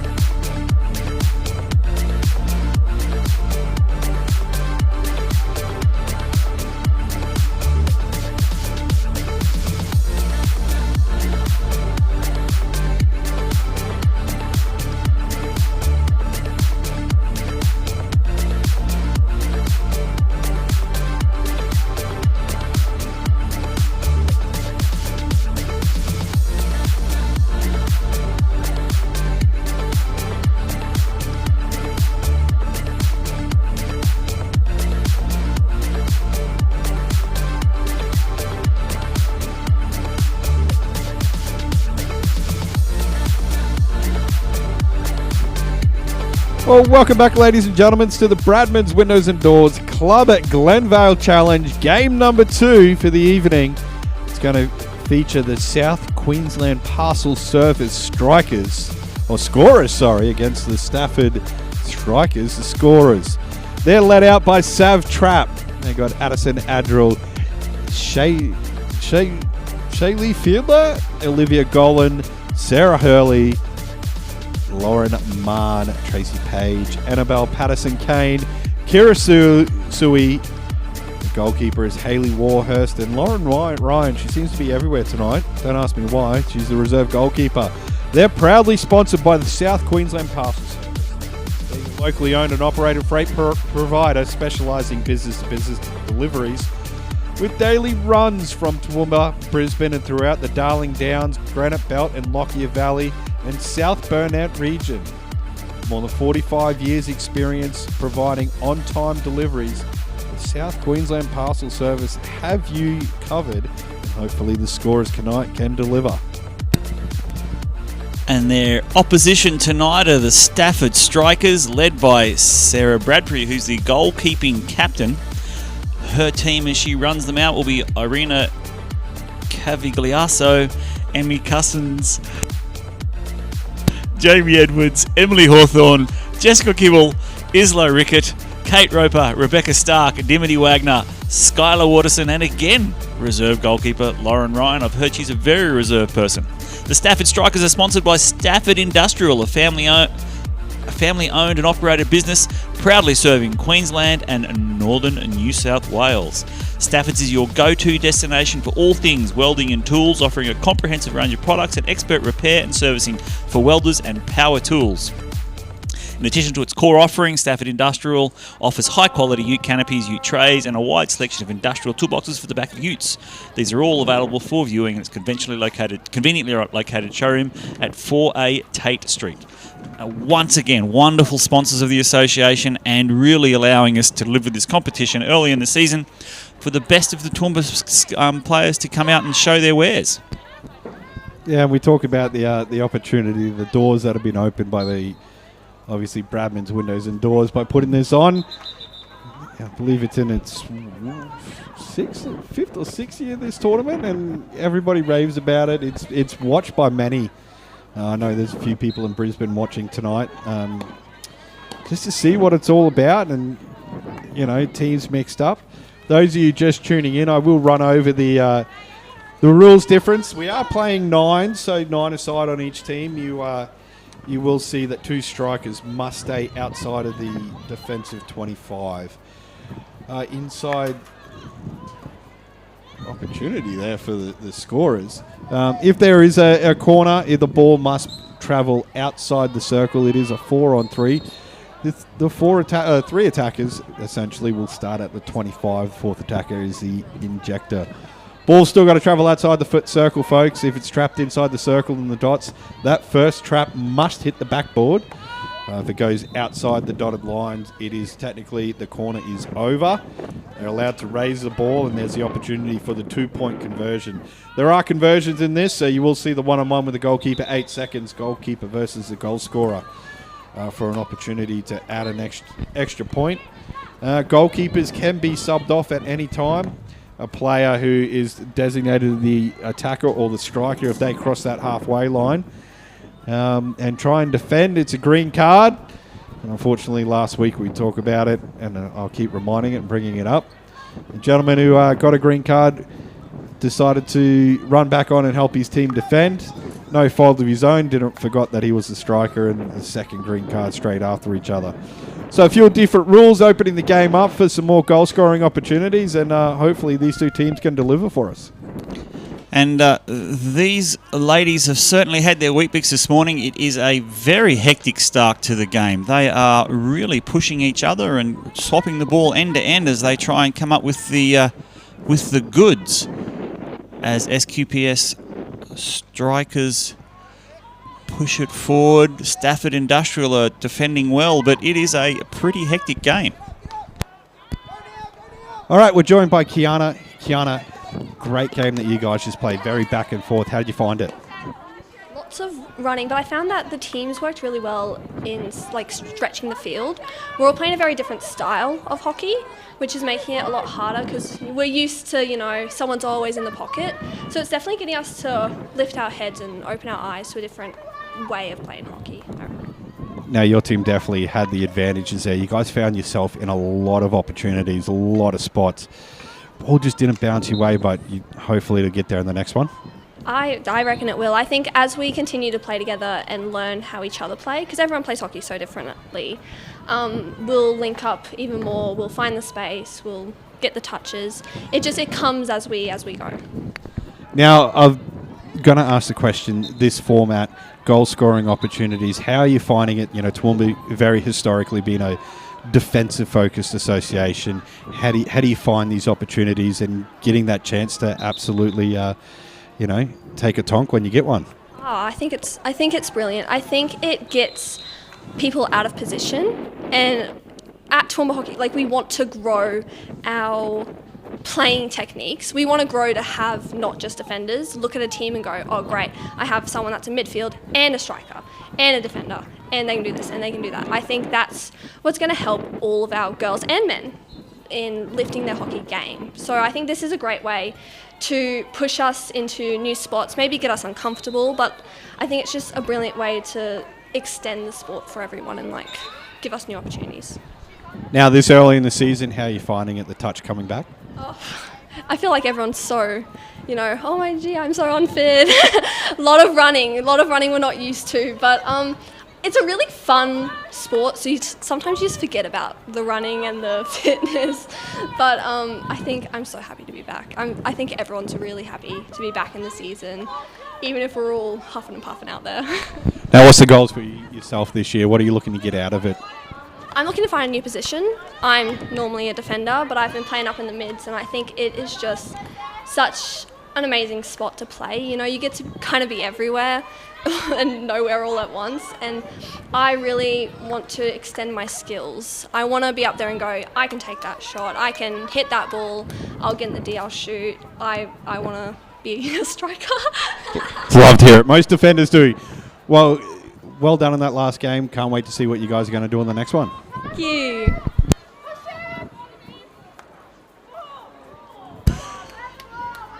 Thank you for that interview, Nate and Kiana. Thank you, well done. And the game here continues to be a fairly frenetic pace that my eyes are getting tired from watching them. They are certainly pushing hard, and the scorers constantly pressuring the strikers, trying to come up with the goal. Unfortunately, the strikers have had the goods and have stopped the delivery. Yeah, well, for those looking in for a score update on Field 2, we do have the Stafford Strikers over there, I believe, 2-0 up. A little bit of glare on there, but I'll definitely confirm that. But yeah, both teams here seem to be threatening. It's just a matter of opening the can and letting it in. But I think Stafford, they've welded this one pretty tight at the back. They certainly have. The canopy is on and it is bolted down. The scorers haven't been able to get through despite having some quite good attacks and really putting energy out there. It's impressive to see these players are switched on and they're putting everything into trying to come away with a goal. All right, here's a question for you. Do you think SQPS uses Stafford's canopies in business? Oh, I don't know. They might be more Pantech sort of people rather than a Ute sort of people. Back in the day when I was a boy, South Queensland Parcel Service was a little bit smaller than what they are now. So did they back have then, a horse-drawn carriage back then? Well, no. It was a little bit after that as we had a beautiful opportunity. Just goes astray. Savannah Trapp showing off those skills that she's been known for in the Queensland programs. Goes for the Toma, just bobbles it. Did get the shot off. And Sarah Bradbury, of course, interviewed her last week. She loves playing the sport, loves being around hockey every chance she get. And she's getting the recognition as a goalkeeper too, beyond Toowoomba in the Queensland level, and she puts the pressure on there and definitely keeps her team in this one. Yeah, stayed in the competition there and ultimately contributed to that, no goal coming from that. The ball goes across the face of the goal, and lots of that to do with the amount of pressure she put on the striker to make sure the angle wasn't opened. Yeah, it's one of the things I used to trained a lot of goalkeepers in my day, and I used to say that 90% of goalkeeping is the mental pressure you can put on a striker. 10% is actually just throwing your body to save it. Putting yourself in the right spot, being big, being a little bit smelly too. You can put that striker off and make them rush a shot, and they can't quite hit it pure. And there's an example of it, Bradbury just excelling and coming out and putting that little bit of pressure on Sav, knowing that she's trying to explode forward and get to that Toma. Yes, and look, and here we go as the SQPS try and pull it out of their defensive area. Big, strong shot forward, no building up there, just straight into it, so we'll see how we go. As the Stafford strikers pull it out. Oh, intercept there, it's broken down, but again, able to recover and get back control of the ball. So while a small error there, or perhaps perhaps a little bit too over-exuberant sort of attack, and they managed to recover. Now the scorers are trying to come out from their end, and the strikers have held it in. Let's see how we go here.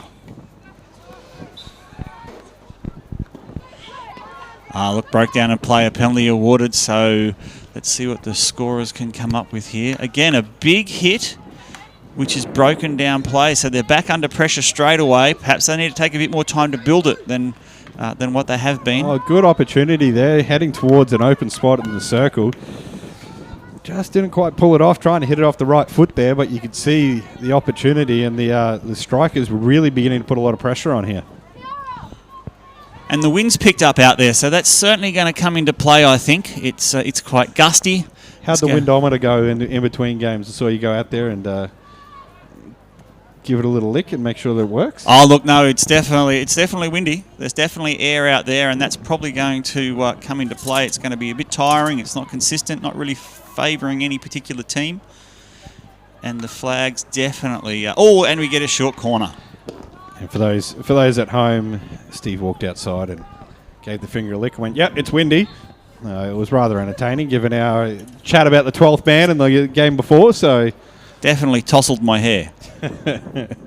Your locks were flowing? My locks are blowing. Righto, folks, we're going to see our first corner in this one. Again, just to touch over the rules. Going to see a 4-on-3, 4 attackers, 3 defenders. Ball's got to come outside the circle still, but it's got to go... If it goes beyond the dotted lines, the corner is technically over and it's a free play, so a chance for a 2-point play. If they trap it inside the dots and the circle, ball must hit the backboard to count as a goal. So the injection's going to come all the way out, so 2-point play on the table. One to beat. Oh, great defending there. Gets a little touch in. She will concede.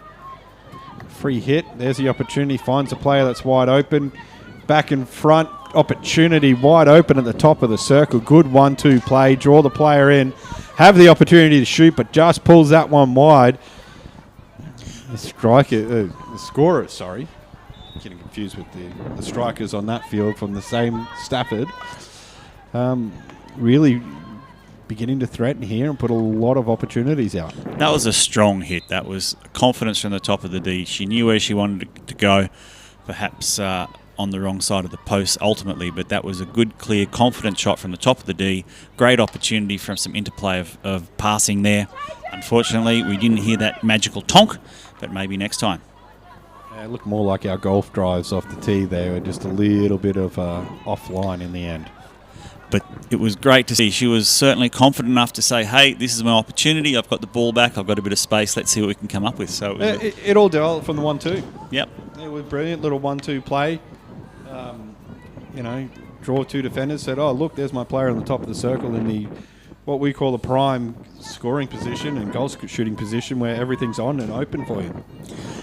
And unfortunately it didn't happen, but that's what the game's about. Sometimes you win them, sometimes you don't. And as I said, the game continues to be played at quite a pace. As I said, my eyes are tired from watching, and I'm feeling that I'm getting a bit short of breath through all the running that's happening. As the scorers start to bring it out quite patiently. Oh, that was beautiful vision there. It just didn't quite come off. Yeah, they were really trying to connect and come forward. I think there was a bit of confusion on who was actually up here as a striker, and the player just held up, not realising there were 2 players still inside the 20, inside the 50. So the opportunity was there. I think it was just a miscue and a misread. The score is again coming down. Scorers really trying to push that big hit from the back first time to get through. Unfortunately, so far it hasn't been successful. We saw it in the last game, the turnover ball, that big ball up early did create opportunities, of course, for the Cronks Crusaders, and players that were wide open, just that little bit of a bounce and touch the flipper and the keys that are left in the turf there just cost them. So expect SQPS here to maybe connect on one of these very soon and start lighting up the goals, the scoreboard. And it really just shows that the effort they're putting in and the amount of energy they're expending. We'll just see if they can keep it going for the last minute and a half, and then whether it can keep going on into the second half as the scorers again have a breakdown of play just outside the D, but they managed to recover it. So again, they're on the attack, and these girls are really going at it tonight. Yeah, it's definitely a midfield battle here, back and forth. There has been a goal over on field 2, folks. It's 2-1 Stafford over SQPS in that affair. And here come the scorers. There's the opportunity. That was good defending there. That's great defending. I'm a little concerned about the stop there at the top of the D. She kind of planted. Could have been proven costly here. You see the defender's beat and kind of just stops. Could have been costly and could have given up a corner if the striker had seen the overcommitment there. And here we go, the strikers, top of the D, a bit of control. Oh, they found the stick in front. It just deflected the other way there. Brilliant positioning. You'll see it again here. Player leads, sits right in on the dot, gets his stick down and just glances it over the far post. So the touch was there. It's coming, folks. We're about to see some goal scoring, I think. That was probably the wind. Probably the wind affecting the oscillation of the ball and the dimples. That's the it. Dimples. The dimples. Using one with not big dimples in it. Mythbusters proved that, remember? Yep, have to swap that ball out. That one's no longer good for this sort of condition. All right, folks, we're going to take a quick break. It is a 0-0 scoreline here in the Bradnam's Windows and Doors Club at Glenvale Challenge.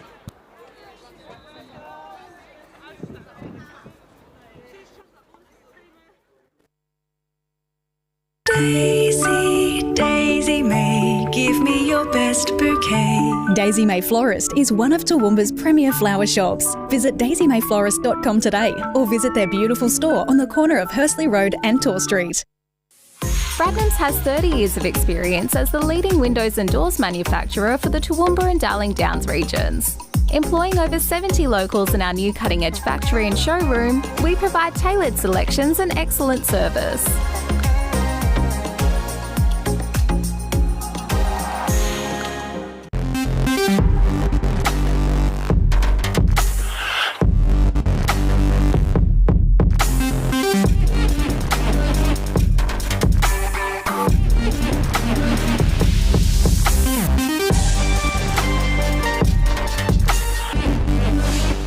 Are you a food business starting out with your product development journey? Ask a Food Tech, a food technology consulting company, can help you ensure that they are tasty, safe to eat, and compliant with food regulations.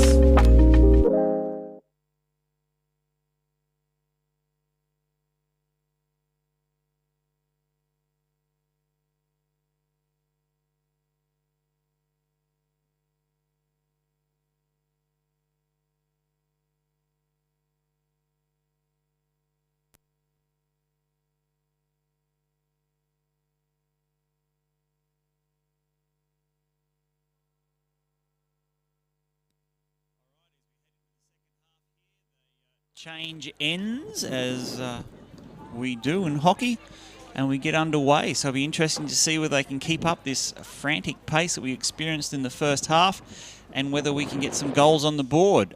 Whereas at the top field, we've got a 3-1 scoreline, so they've been pretty busy in the first half. Let's see if they can continue that into the second. Yeah, we'll see what changes been made by the coaches at halftime. Definitely looking to get a bit more action going, create more opportunities. SQPS need to be careful here. They had two across halfway, and they're going to get a card right there. Both strikers not being across the 25. I caught it early. I said, oh, look out. So one of them has to go there. Actually, probably both of them are going because they both went back defensively. That's going to spice things up a little bit because SQPS still need to put 2 over the halfway. That's going to hurt. That's going to hurt for the next 2 minutes. It's going to make defending a lot more frantic for SQPS. The scorers, they're going to have their work cut out for them. Stafford just really need to. I'd almost pull the goalkeeper for 2 minutes here and really go at it. Yeah, if I was SQPS, I'd be picking that ball up and making sure there's a good shine on it before I put it down to play, using every opportunity to buy some time. They might go down the other end here and score. I think that's probably going to go against them. Tracy Page there trying to run through. He's done a little soccer back kick on the heel to try and bring that ball through. Totally accidental. Yeah. But again, SQPS are going to find themselves in a bit of pressure here. And does she stop at the line? Does she stop at the... Oh, she stopped at the line. She stopped at the line. We made the joke in week 1. We're going to have a little offside official there raising the flag. It almost needs to come in. It'd be funny to see the old offsides come back in the hockey world. I've been watching that like a hawk all night, and I'm disappointed I missed that one. But as usual, the umpires were all over it like hawks, picking that up, that transgression. Again, the Strikers not really willing to push everybody up and take advantage of the 2-player advantage they have. Worried too busy about the turnovers, but if you structure yourselves right, the ball actually shouldn't get out in this situation. You could really tighten the screws up, but SQPS doing a fantastic job defending this one out, and the 2 minutes will be up very soon. As part of our expert analysis, we can tell you that something's happening up on the top field. Looks like there was maybe a goal, and there's some confusion about the conversion. Might even be a stroke by the looks of it. Oh, it is a stroke. Good eyes. I told you something was going on. Expert analysis. Expert analysis. You've obviously heard a whistle. No, I just saw something up there. They didn't look like they were playing properly. Not that I know how they would play properly, but they looked like there weren't enough players in the right place. SQPS, they have absolutely weathered that storm very well with 2 players off. They're going to go back to full strength here. There has been no threatening from the Strikers to score, and well done. And there's a shot in towards net, well saved by the diving out goalkeeper. Not out of danger, though. So, folks, up on the top field, it's 3-2 to the Stafford Strikers up there. So they're really delivering in both genders today. And I'm not going to be sexist here, but I'll just point out that those 2 ladies, when they came back on the field, they both went to the right side. No second green card for tonight for the girls. Yeah, they're probably a little bit more conscious of it than the young gentleman last weekend who racked up 3 of them. Yep, they've learnt. They've learnt. They've obviously watched that and said, I don't think that's right. That's good. And here's another opportunity for the scorers. So just 1 to beat, puts it on a foot. Quick play the ball. Here's the opportunity inside the circle. She's got 2 to beat. Ball's bouncing around. It's bobbling. It's come up off a stick. Oh, she's called for the ball being raised there. I think it actually came off the defender's stick. And she's played it into herself. But yeah, the SQPS just get themselves out of danger there. You see that, yep, bobble up. She went in to stop the shot and has come up. Hit her on the leg. They said it's a high shot. The Strikers, again, they're beginning to put a lot of pressure on the scorers here. The scorers, though, they're going to get a run against play. Little hold up there. Trying to make up her mind what she was going to do. Patterson Kane trying to make her mind up. Beautiful skills. Beautiful skills there from both the attacker and the defender. The attacker tried to trick the defender up, but the defender managed to get their stick there and deliver the ball away. Yeah, Matilda Rogers there on that brilliant takeaway. Calm as she could be to clear the circle. The scorers, though, they're threatening. They're inside the circle, trying to pull back, looking for the foot. 1 to beat, goes for the tomahawk save made by Bradbury. That's a brilliant stick the leg out, and you'll see her just get the toe to it. That big toe. Looks like I might have collected the bloody umpire on the way through there. Well, yeah, it actually did. The replay confirms that. Snicko on Hotspot says yes, it got the umpire. But it was a great save. Just reflex defence there, throw the leg out, collect the ball, and break that play down. There's a brilliant ball smashing into the circle. That searching ball's actually been on tonight. We saw it early in the first half, looking for a cheeky deflection. Something you don't see a lot in the women's game is those deflecting balls and the opportunities that you may see a little bit more of in the men's competition, where they just try to get that last touch. Yeah, and again, the full press is on, and the scorers have picked up the ball, but beautiful intercept by the strikers, and it could be on here. Oh, there's a brilliant ball through. Here's the opportunity the strikers need. It's a 2-on-1. They got the third player coming flying up. It's now 3-on-2. Numbers are there. They just need to get it in towards the circle. There's the chance into the top. Players down. Save made by the keeper, diving out, and that's what I talked about right there, folks. The goalkeeper coming out, putting a little bit of implied pressure on, and she saves the team there, saves the delivery from slipping away. Great interchange of play there by the strikers. They built that up from the start. They put it out wide. They had the advantage, but the goalkeeper, he was saying, "You're not coming into my depot tonight." That pressure there, sticking the leg out, wanting to cut the ball down. It's beginning to get exciting out here, folks. Both teams are really beginning to search each other out. The scorers, they're getting the run of play, the ball just bouncing through. The strikers, a little bit more possession based. They are getting the opportunities. It's just a matter of time before somebody opens the scoring up, and I think this game will open up and both teams will get one. Surely they can't keep up at this pace. I'm going to do a hamstring just watching. No, that was just coming up the stairs today. So yeah, look, this is a great tussle here. No one's really got dominance, but each team is pushing and penetrating and putting the pressure on, and it's just, a few little things not going right. And great keeping, I must admit. Both those saves on both those keepers were impressive. You've got to take your hat off to both Sarah Bradbury and Hayley Warhurst on the keeping here. They've kept the door shut out of all the opportunities here tonight, and the team that blinks first is going to be the team that loses this game, I think, because both teams are just going as hard as they can. And the strikers will pick the ball up here in the 25, penetrating into the 25. We'll see what they can come up with. Yeah, and they said, come up. We need numbers here. So Hawthorn plays across the field, finds Edwards. Edwards now. She's contested by Trapp. Edwards. Bubbles that one through her legs, keeps possession. Here come the strikers. Good possession-based play, but just well read there by the scorers. They look to outlet through their superstar and Trapp. Showing off the skills that she's known for. Again, another great interchange of play, and now the SQPS scorers, have got an opportunity, but the strikers there, and they just close the canopy.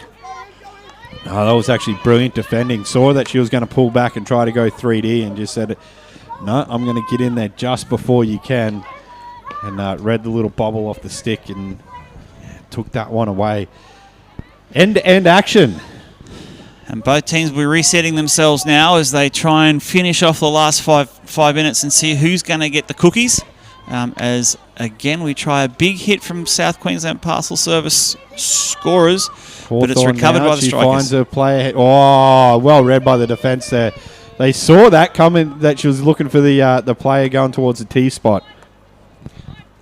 Again, great defence. Strikers are coming in, see if they can come up with something here. Finds Hawthorn again. Oh. Hawthorn's down, but she... Play on's the call. There's the opportunity. There's two strikers on the far post. First ball pushed on the net. There's the upright backy chance. And it's just going to bounce through the... looking for the elusive upright backy on the bobble to try and put that one in the net, and just got a stick caught up in a leg there. Strikers are really trying to push forward here and really trying to take the game to the scorers. Bit of pressure there from the striker offender coming back to help out in defence. Edwards now scans her options. Seeing where she can go with this ball. She's going to take it herself. She beats one. She beats two. Drops it back infield for Hawthorn. Hawthorn showing off the skills that that last name's been known for, especially of recently. What can we come up with here? Across the ball. They've got deep down the left-hand side. We've got time. We've got time coming into the D. I've got the entry. Here's the opportunity. Well read by the defence. It's trap again. Once again, great defence. Just push that ball away to break down play. Oh, and Trap blasts this one up to the field, trying to connect early with his striker at the other end. Just accidentally misread the play out. We've had a big whistle somewhere, so I don't know if it's up on the top field or the bottom field, if we're going to about to see a goalkeeper come off somewhere. Oh, it's actually a goal on the top field. Yeah, that was a dangerous experience there. The South Queensland Parcel Service scorers managed to get the ball, but unfortunately just a pace off the pace. And they're back onto it again. Trap. Feeds it back to an attacker coming in, gets it into the D. What's going to happen here? Can they get a short? Great pull back there, but well read by the defender to get it out of danger. 3 minutes to go. This has been a end-to-end action. We just haven't seen the final result, and that's just... It's come from great goalkeeping, to be honest. Both teams really threatening to put one in. Here's an opportunity, save made by Bradbury. But she's going to clear that one out straight away to Hawthorn. She's going to have time and space here. Goes across field. Ball's bobbled through. She did have a striker on the long ball, but there were two players in front of it. Went for the easier option where it was a one-on-one. Hawthorn now. She's going to win the free hit. She's only got one to beat. Finds a striker. The goalkeeper's there. Ball's bubbling through. Here's the opportunity. It's going to get pushed in. And there's a goal, folks. We knew it was coming. And you'll see Hawthorn finds her player one-on-one with the goalkeeper. Gets the ball past her. Just decided to let it bobble. And then just let it run. And the diving out defender could not stop it in time, folks. It is now 1-0 to the Stafford Strikers with a conversion to come. Keeper did everything she could there to defend that. Unfortunately, just the running around the side made it too hard. As we go for the 2-point conversion. Oh, great keeping. Skylar Watterson was the goal scorer there. So Johnny on the spot. She doesn't quite get the 2-point opportunity, but she will give her team the lead. It is 1-0. And a bit of confusion there. They thought, oh, hang on a minute, it's a 16 outlet. But no, it's actually a restart. Both teams have to go back to halfway. Strikers, they need to cross off. Oh, lucky the player was slow and coming back then, because I thought they had too many players inside the defensive. And here's the opportunity again. They're off and running.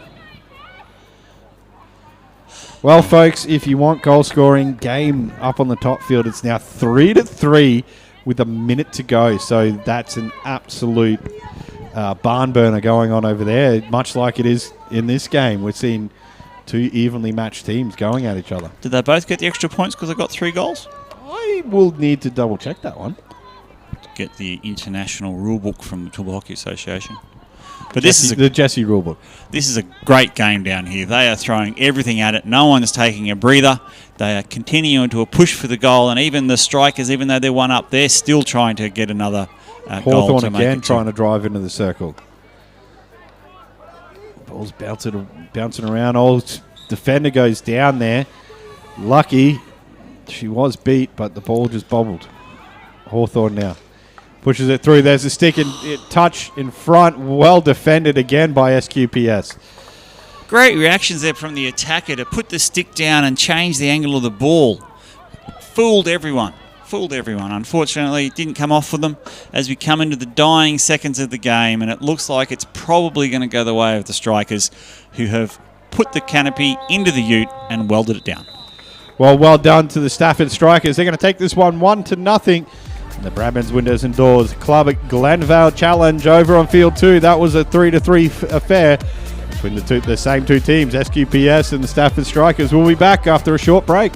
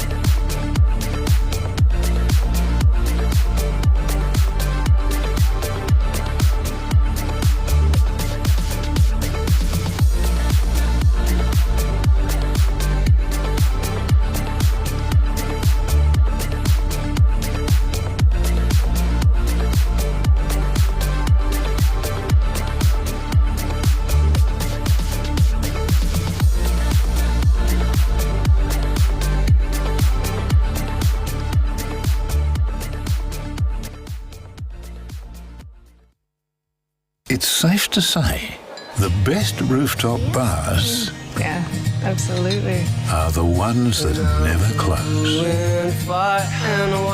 Great Northern Brewing Co., the beer from up here.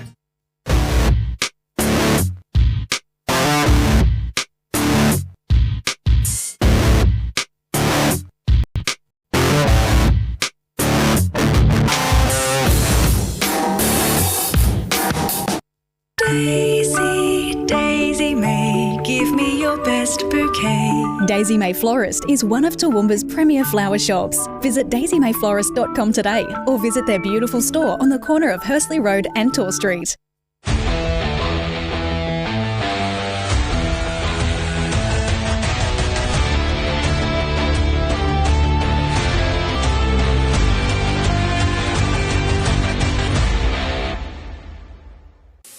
Bradnam's has 30 years of experience as the leading windows and doors manufacturer for the Toowoomba and Darling Downs regions.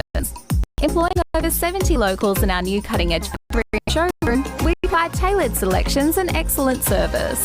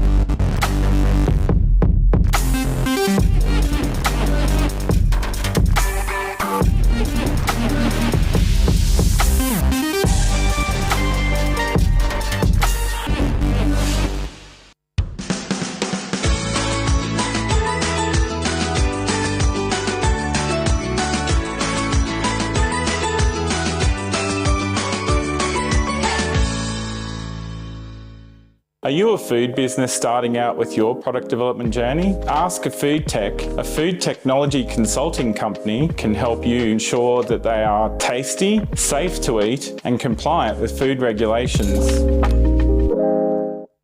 It's safe to say the best rooftop bars Yeah, absolutely. are the ones that never close. Great Northern Brewing Co., the beer from up here.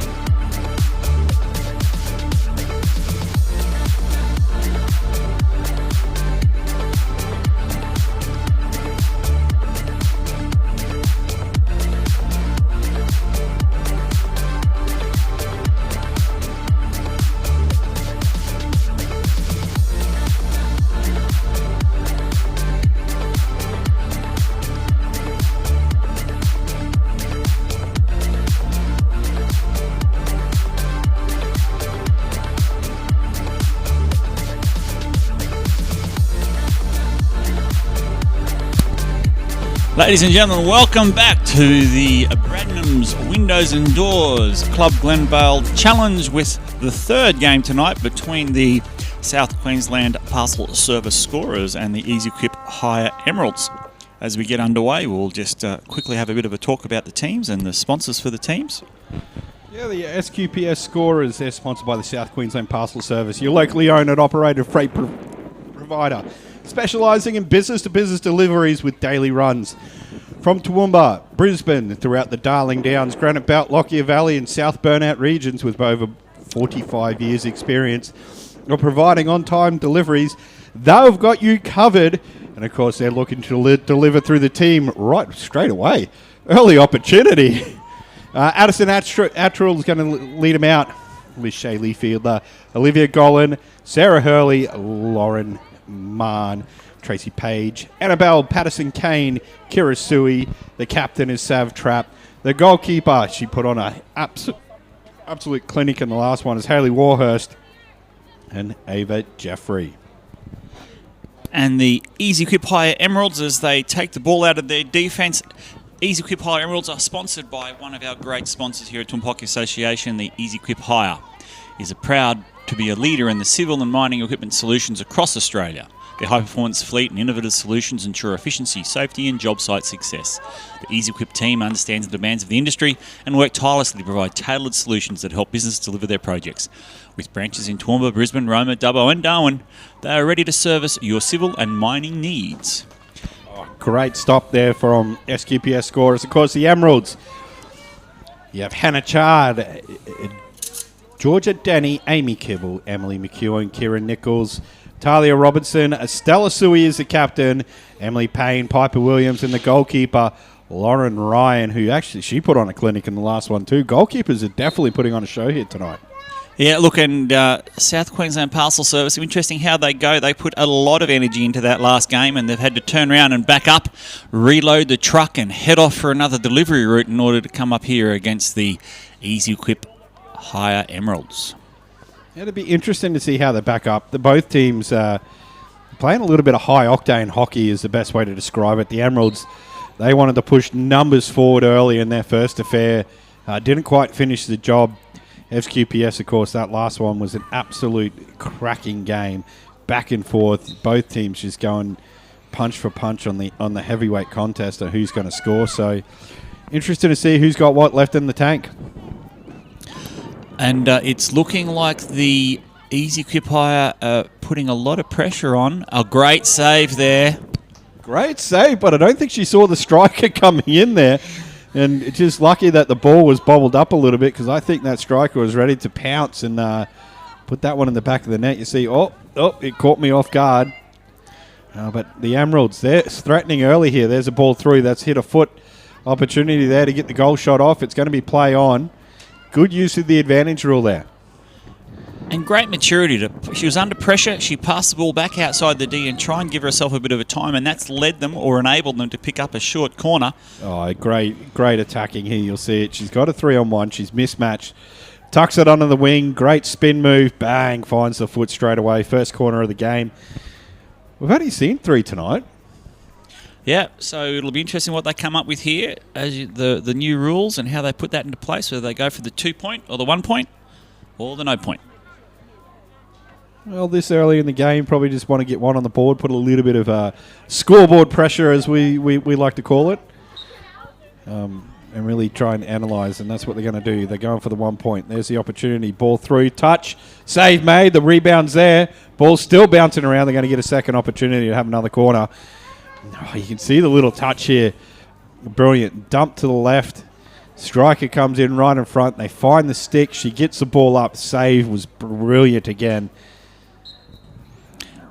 Great interplay of passing there as they come out for their second short corner. They're not going to go back to the well. They're going to instead go for the straight shot. And Warhurst, once again, she's been a brick wall out there tonight. That was really well diffused by the scorers, ably assisted by their keeper, but they managed to fight off 2 short corners, 2 reasonable attempts, and now they're restructuring themselves, getting back ready to fight off again. Well, the scorers, they're trying to create something straight away here. They go long. They got numbers. Player unmarked inside the circle. She's going to trap this. Now she's got just the keeper the beat. Goes to the back stick. Oh, she's lifted it, but she put a bit of too much backspin on the ball, and that thing spun away on her. She got the shot off well, but yeah, you can see it here. She goes to the back stick, flicks it up, and it kind of backspun and went in the opposite direction, unfortunately, on her. Definitely that wind I mentioned earlier going against her there. The ball moved and unfortunately went against her. Must have been blowing from the right to the left, pushing it outside the post. And she's going to earn herself a corner here through the obstruction. That's brilliant. Not wanting to give up. She had the goal-scoring opportunity, and once again, she's going to say, I'm going to try. Not going to give up. If in doubt, try and try again until you finally put one in the back of the net. And again, high-octane, end-to-end sort of stuff here. Short corner at one end. Two of those didn't succeed. Come back up the other end. We'll see what the scorers are going to deliver for us here, whether they're going to go for a 2-point or a 1-point. And I reckon they're going to go for the 2-point. Go to Sav trap outside the dots and let her come in and absolutely roof a Toma. They can't keep it up at this pace for the whole game. What? That would be inhumane. They called my bluff. Instead, they're going to keep it short. Go for the 4-stick hit. They were looking for the 2 strikers on the other side. You'll see they kind of ghosted over here, and they caught the Emeralds off guard. And they isolated one attacker, so the coach can see that, and they watch it back tonight. They might see that little exposure of, hey, maybe we need to look at getting that ball to the other side of the field early. But the Emeralds really defended that well. They didn't panic. They had the point players covered and just let the play unfold and managed it across the way. And here we go. The scorers are back into an attacking position, try and cross the ball, but it was a bit of a bobble. Well, over on field 2, folks, SQPS, they have a 2-0 lead over the Little Pig Legends. Early goal-scoring action on field 2. Field 1, we're just waiting for this one to break open, and we think it's going to break open pretty quick, but both goalkeepers are definitely making it hard. Hurley trying to take the defender on. She's going to win herself a free hit and keep possession for the Emeralds. As we come to the back end of the second half, it's interesting to whether the scorers... First half. Oh, well. You're getting ahead of yourself there. Sorry. So many games. Is it past your bedtime? Because it's going so fast. It's wearing me out. Your hammies are getting a bit sore, are they? That's it. Straining. My eyes are getting tired. Okay, we're just trying to set where the ball's going to go. We need the Fit Lab flexors for you. They'll be able to help. That's it. And Ezy Quip Hire have attacked, and that was just a bit of miscommunication. One player was going the other way, and the attack, hit it the other way, so that means they both were going in the wrong direction. The Emeralds again wanting to play that high octane, get the players up there. SQPS really stretching the field out now. Their strikers are all the way inside the attacking 25. One's going to lead back, but somebody else is... that's actually a smart move there. Put 3 forward and get one to lead back to halfway, and the other person can kind of ghost up uncontested. I like it. We're getting creative out here, folks, and the coaching's really beginning to come into it, where how do you cycle through and open up the play, and that's one way you can do it. Great positional play there, just mixing it up a bit, trying to get the opposition to think and see if you can get inside their particular approach to the game and dominate. Absolutely, and the opportunities are definitely here for the Emeralds. They're down towards the circle again. Trap goes in. Definitely likes to get low and make her presence felt with the way that she tackles. Bit of miscommunication there. The Emeralds managed to pick it off the baseline and just couldn't quite get their 1-2 combination going. Here goes Trap. She's got a head up and she's got a bit of speed about her as well. Sav, of course, Queensland under 21. She's been in and around Queensland programs for a very long time, and known for her speed and her ability to eliminate and just get forward early. And here she goes again. Trap showing off the 3D skills there. Sends the ball in. She had 3 strikers streaking forward. Folks, look out for SQPS here. They're sneaking an extra striker forward without the Emeralds noticing. Yeah, no, look, great play. And it was just unfortunate that the ball was just a little bit too fast, probably assisted by the gusting wind out there, as I mentioned earlier. And it couldn't come home. But again, the Emeralds are going to try and bring it out and rush it up the other end to see if they can get a score before we get to half-time. Did you do the windometer in between the games? No, I don't think it's changed much as I can see. I don't want to have my hair messed up too much. Oh, you don't want to get the curls there? No. Girls get the girls, though. Oh, no. Someone can't count. Oh, no. We've had a card here, folks. Yes. SQPS, I was saying they were being a little bit more aggressive, sneaking that extra striker up. And unfortunately, the cycle that they've been playing, where they've been sneaking one up, getting one to lead back, just turn around and bit them. Not checking the opportunity. So the Emeralds, they're going to be a player up here. And they have an early goal scoring opportunity. And they're going to be a player down again. Inside the circle, trying to get to the Tomahawk, but that pressure from SQPS shuts it down. They're delivering on time tonight with the pressure, and here comes Trap. Trap gets the speed, sets the edge. Tomahawk's up to a striker who's wide open. Goes to push it through. Save made. He's going to get the corner. But another brilliant save there. That's Lauren Ryan on a brilliant, just diving toe save. And yeah, the umpire saw something. SQPS looking to capitalise when they're a player down. That'll be a turn up for the books if they can get this and come up with something, whether they've learnt from their last short corner where they probably didn't execute that quite the way they wanted. But hopefully this time they'll be able to make some minor changes and bring home the goods. Well, let's see what they do here. Are they going to go to their superstar and Trap? And they do. She's going to dump it off, ready for the Tomahawk. The shot on net. Oh, just misses a player, fully stretched out on the post. They deliver here. They go to Trap, their superstar. She looks up and goes, okay, they're coming at me. Sees a player wide open. The Tomahawk across the facing. Oh, goal, and just missed the touch on the post. Brilliant corner. That's going to start to pay off soon, I reckon. That was a well-designed and well-executed short corner. Unfortunately, just the last little bit there was wrong, probably affected by the wind, I might add. And yeah, that was great play. Great play. Inventive, enthusiastic. Clearly the girls are committed to this and they are putting in a great effort, as again we see end-to-end hockey. The Emeralds, now they're back. SQPS have weathered that storm. The 2 minutes is over. The Emeralds now, they're trying to threaten once again. The pullback, they're going to shoot it across the other side of the field now and try and find their player. The ball now bounding in. There's the opportunity. I reckon the Emeralds are going to be on for one of those cheeky tipping goals here, the touch goals. Yeah, look, that was great communication. The player coming back, yeah, and called for it, and they were able to buy themselves a bit of time and structure, allow a really good injection in there. And I think it will be that sneaky little goal off someone's stick into the back of the neck there that'll make the difference here. Of course, we welcome into everybody who's watching all around the world on Facebook and all the streaming services we're on. Feel free to drop a hello and welcome to the Toowoomba Hockey Association, the Club Glenvale Challenge, proudly presented by Bradman's Windows and Doors, opening the doors for all of these players to have a hit out before the season. Of course, looking into the Hockey Queensland Championships coming up in May for the adults, and of course the under-16s and 18s and all the tournaments that come up throughout the year. Getting started early, it's key. You can never be too prepared, I feel, at that level. No, and look, speaking of our streaming services, we told them to hit the like and subscribe button, but we didn't remind them to hit the notification button, so they won't know that we're on here tonight.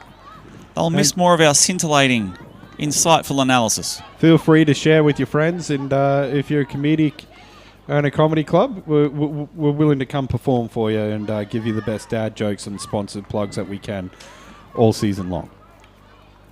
Oh, look, are they going to go with a short corner? Oh, the keeper breaks that down. That's great use of the advantage there. The umpire saw the ball was free, just went, okay, why don't you go and have a shot? And yeah, just couldn't quite pull the trigger. The squeeze shot was on there. I'm going to be a little bit critical there. He could have probably squeezed that one and really caught everybody off guard.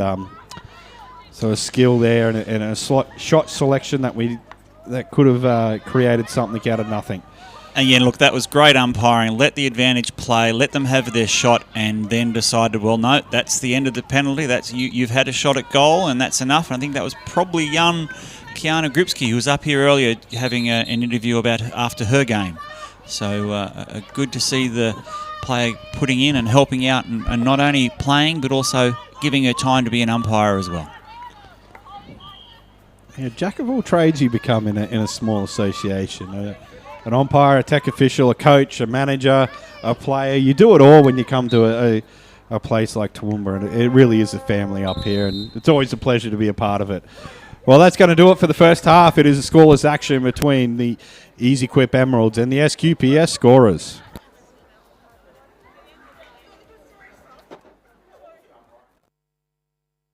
It's safe to say the best rooftop bars Yeah, absolutely. are the ones that never close. Great Northern Brewing Co., the beer from up here.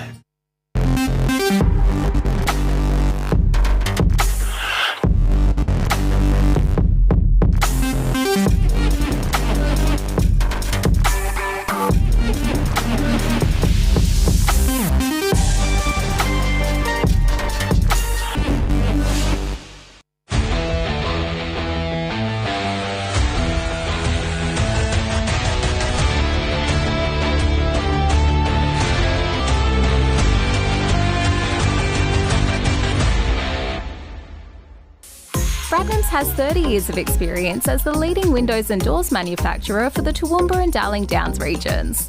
Employing over 70 locals in our new cutting-edge factory and showroom, we provide tailored selections and excellent service.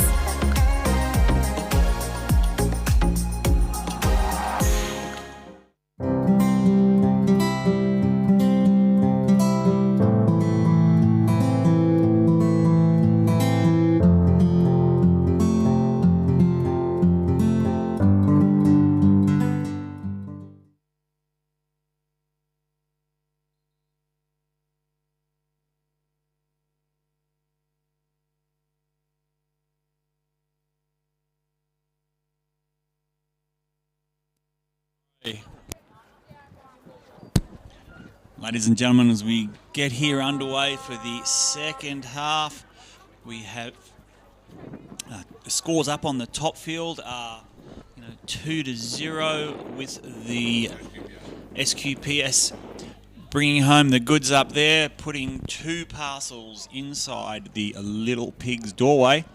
And down here on the bottom field, it's a 0-all competition, but both South Queensland Parcel Service scorers and the Ezy Quip team are fighting it out in a high energy, really back and forth game with both teams really pushing each other.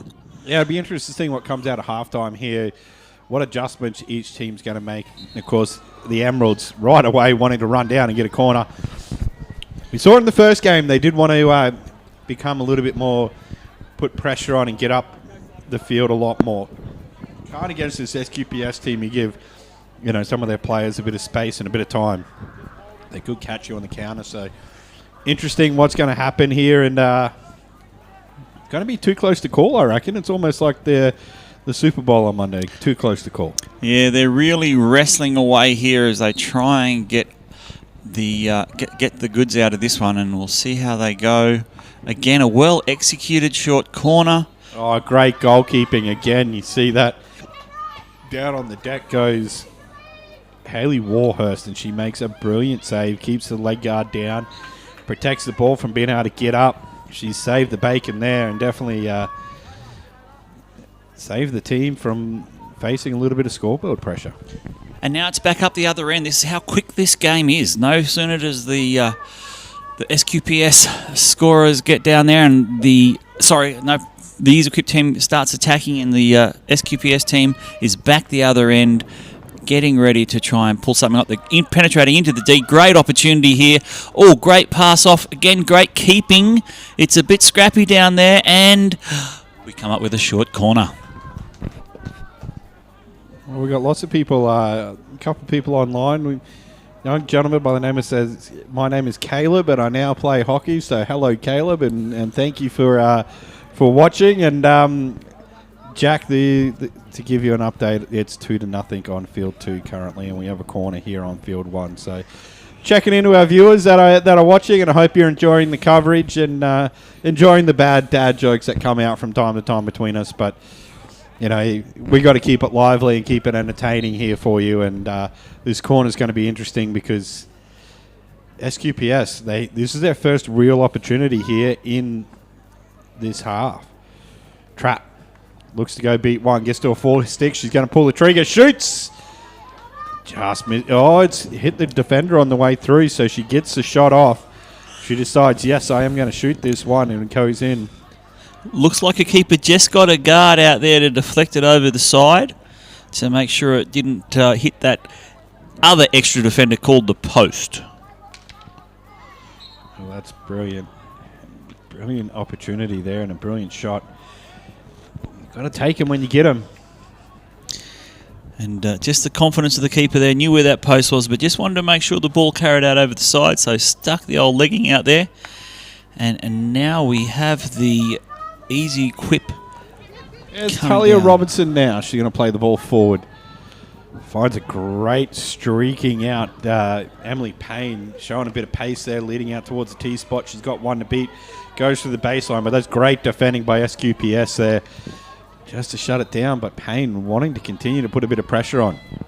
Yeah, that was good defensing there. She had confidence. She got control of the ball and got the penalty there to help have a relieving, get the relief out of her side of the half as the SQPS team are back on the attack with the cross ball. Trap looks across field, finds a player. Now she's got numbers advantage. Ball's going to come through. Now we have a bit of trouble here. SQPS. There's Trap with a shot. Oh, she's just pulled that wide. She's wide open at the top of the circle here, folks. Saw it, tried to put a little bit too much meat on that sandwich, and she's absolutely caned it past the near post. And she's going to beat herself up about that one. You can see the head goes back. Oh, I've just missed it and pulled it a little bit too far. That was certainly a really strong shot as we have a great opportunity. Oh, no, SQPS defenders come across and close that down. Keep you updated. There's whistles going off on field 2. Looks like it's now 3-0 to the SQPS scorers on field 2. Whether or not... Oh, 4-0, folks. So the conversion was successful. So 4-0 up on the top field. As we continue in what is only can be described as an absolute barn burner back and forth affair on field 1 that somebody's got to break this drought. Oh, look, it's just a matter of time. The pressure that's been exerted at both ends. And here we are with another short corner. And someone's having a conversation with the umpire, just clarifying a few things. But I don't think that's going to change the outcome. And look, South Queensland Parcel Service, they are due to get something in here. They've put good pressure on, and we'll see what they can come up with this time. The last corner was well executed. It was just the little touch there from the goalkeeper. So SQPS, they're getting the shots off here. Interesting traps come to the near side of the field, so look for a delay ball to her. She's wide open, goes to pull the trigger on the Toma. Oh, just misses on the post there. Brilliant shot. You'll see this. This is inches away from opening the goal scoring. It's almost like you've drawn it up here. Put your best player on with a tomahawk and it just fades off in the last minute there. I think the bloody delivery instructions just weren't clear enough. Just missed to the side of the net there. Really unfortunate, but it will come. It's just a matter of time now as they keep on exerting the pressure. And here we go. We have a challenge on the other side. Emeralds have picked up the ball, coming into the D. There's a bit of pressure there. There's a 3-on-2 in favour of the defending team, and they're going to get the attacking team's going to get the better of them and receive a corner. And that right there, folks, that's good coaching, saying, hey, you don't have a numbers advantage. Get me a free hit, get me a corner, and they do exactly how it's drawn up. And just the player's confidence there. She knew she was not going to be able to get through there with two defenders plus the goalkeeper, but managed to get out a short corner there, which with only a few minutes coming, look, only less than 8 minutes left in the game, if they can pull something in here, it's really going to put the pressure on the South Queensland Parcel Service scorers. Yeah, you definitely need to put a little bit of scoreboard pressure on here. Convert one. You haven't had the run of play. So opportunities there. Ball's outside the dots. There's 2-point plays on. Another diving, brilliant save from the goalkeeper. My God, folks. Hayley Warhurst all night has been absolutely on fire and a complete brick wall. She's almost like one of those parcel lockers you see out front of a house where the stop people from stealing your goods when they get delivered the way that she's stopping everything back there tonight. She's really asserted herself into the game, made sure that she's closing the letterbox, making sure that no letters can get delivered today. Right, so the Emeralds, they've earned themselves another corner. It will be interesting to see what they do here. Last one didn't quite come off, so we'll see if they're going to change any variation here. And just need to get the ball at net. I think you're going to have to get Warhurst off balance and almost go around her here. You're not going to be able to go straight through her. And there's the opportunity to players there. There's the under... Oh! Brilliant trap and tuck under the wing, and it's just missed the near post. Again, Warhurst comes out ultra aggressive here. You'll see sees the injector, goes, I've got to put a little bit of pressure on there, and yeah, that little touch made her rush the turn on the shot there, and again, another bouncing ball through. Finds a defender's stick. Sit tight, folks. I find it rare when you say, oh, this is an edge of your seat game when it's scoreless, but it is an edge of your seat game. And it is. Here we got great opportunity here. Last touch, and there it is! The diving stretch from the player has opened the score. It's a brilliant ball from Trapp. Looks up, finds the striker all alone inside the circle. Didn't even think too much about it. I called it. I said there was going to be a deflection goal in this one, and there it was. SQPS, they now take a 1-0 lead with the conversion to come. I believe it was Annabelle Patterson-Kane on the goal. So she's going to have the one-on-one, keeps it on a back stick. She goes around the back door and pushes that one through. Correction, it's Olivia Golan, folks. She's a goal scorer, and she converts the goal. It is now 2-0 for the SQPS scorers over the Ezy Quip Emeralds. Look, the Emeralds will be disappointed there. They had so much concerted pressure up the other end, and it was just that breakaway, sneaky little deflection, assisted by the wind, to put the SQPS scorers 2 ahead. Oh, that was a great ball from Trapp there. She looked up, saw the player, and just went, here, get that. And the patience and the ability to just say, you know what, I'm just going to deflect this and put it in the net. That, folks, is what we came to watch. That's what we like to see. Strikers taking a chance and realising that sometimes all you need to do is touch it towards the net.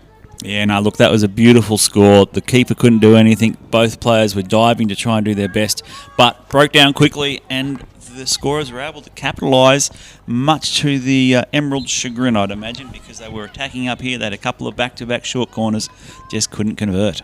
It'll be interesting to see what the Emeralds do here. They had a bit more of the run of play, and you know, we come into that time of the game, folks, when we talk about, do we maybe pull the goalkeeper, or do we try and consolidate and get a field goal when we can? But SQPS, once again, they've come forward. They come forward with numbers. And not holding anything back there. As soon as they got the penalty, they were pushing for the attack. It didn't come off, but you know they're still in this game, and they're pushing hard. They're not willing to rest back on their laurels. And we'll see what the Emeralds can respond with. Oh, a great goal over in field 2 from the Little Pigs legends there. So it is now 4-1 with the conversion to come. As we come into the last 4 minutes here, SQPS are keeping a bit of control, not rushing into anything. Great defending there. Picked great up that defending, ball. well read. Trapp tried to get fancy there with the little back stick lift over the stick, but it was well read, and the defender went, yep, no, not today, not in my house. The Emeralds, they're trying to deliver here now. And we've got to remember, this is South Queensland Parcel Service scorer's second game in a row, so it'll start to tell them with this gusty wind and the energy they've been expelling, it might account for some of the scores that are happening. Yeah, absolutely. Kieran Nichols now. Wants to strike it down towards the baseline. She's got 2 to beat. Plays it in. Gets it right on the foot there.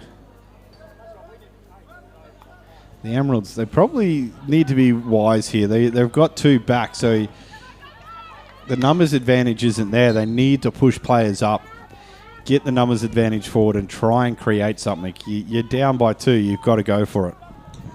Yeah, and look, that was unfortunately a bit of a relieving penalty there. The South Queensland Parcel Service scorers will get the ball back in the last dying minutes, and they can probably control it out from here. Yeah, absolutely. And 4-1 over on field 2, folks. Little Pig Legends, they did score, but they were unable to convert. So, again, we're keeping you updated on both scores all night between the two games. And when we see goals, we try and let you know, because we know everybody's paying attention to both games. And wanted to keep an eye on this close competition and the great competition that we see every year. Oh, great ball in. The striker was there. There's his second shot. It's just gone wide. You'll see this ball come through. Ball bobbles up. Great stop there. She goes to clear it. Striker gets brave and sticks a stick in. 4-stick shot just off the post there. Opportunities are coming for the Emeralds. SQPS need to just be patient. They got the lead. There's 1:30 to go. That was only just wide there too, but as the scorers, they control the ball here, take their time. They realise the clock's counting down in their favour. This is probably the last roll of the ball. Need to go quick here. They got to get numbers forward. It's the last minute of the game. Oh, that ball, it was definitely on. Just turned a striker around there. The opportunity was there to have somebody almost wide open coming into the circle. And so I'm thinking that'll probably wind it down. The scorers, if they play smart here, will pass it around the back and use up the last minute of play. They're going to belt it forward, I reckon. Okay. Well, we'll see how that plays out as they get a foot. Here we go. 50 seconds. And I don't think the Emeralds are going to leave anything at home. Oz, it's broken down beautifully there by the scorers. Yeah, great work by Trap, but Emeralds, now they're going to bring all the numbers forward. You've got to roll the dice and get everybody up here. They've got to get a shot at least here. Well, here's the opportunity. Ball's bouncing in between the legs. Knocked onto the striker. All she has to do is beat the keeper. Fuller stretched out and saved Made. She saved the game for a team right there. Oh, my good God. What absolute clinical goalkeeping. Look at this. One to beat. Dives, sticks the leg out, just gets the leg there. And then the defender propels it down the field to buy them those few extra seconds as Emerald try and get themselves organised. As the clock ticks down, it's probably unlikely to happen for them. And that's going to do it here, folks. SQPS scorers, they're going to take a 2-0 win over the Ezy Quip Emeralds. And on field 2, it is 4-1 to the SQPS scorers over the Little Pig Legends.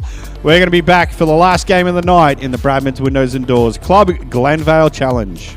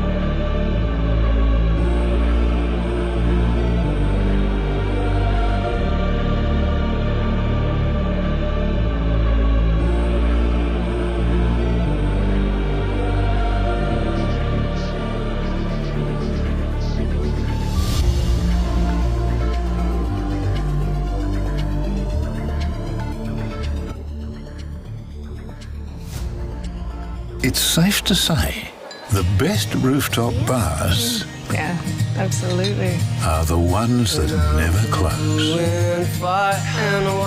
Great Northern Brewing Co., the beer from up here.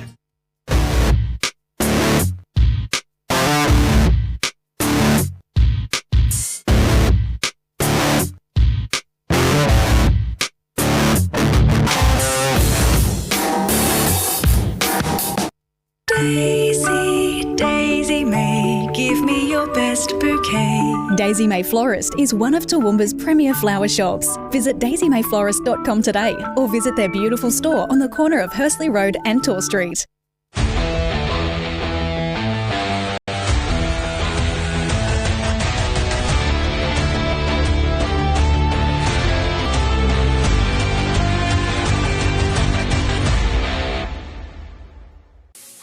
Bradnam's has 30 years of experience as the leading windows and doors manufacturer for the Toowoomba and Darling Downs regions. Employing over 70 locals in our new cutting-edge factory and showroom, we provide tailored selections and excellent service.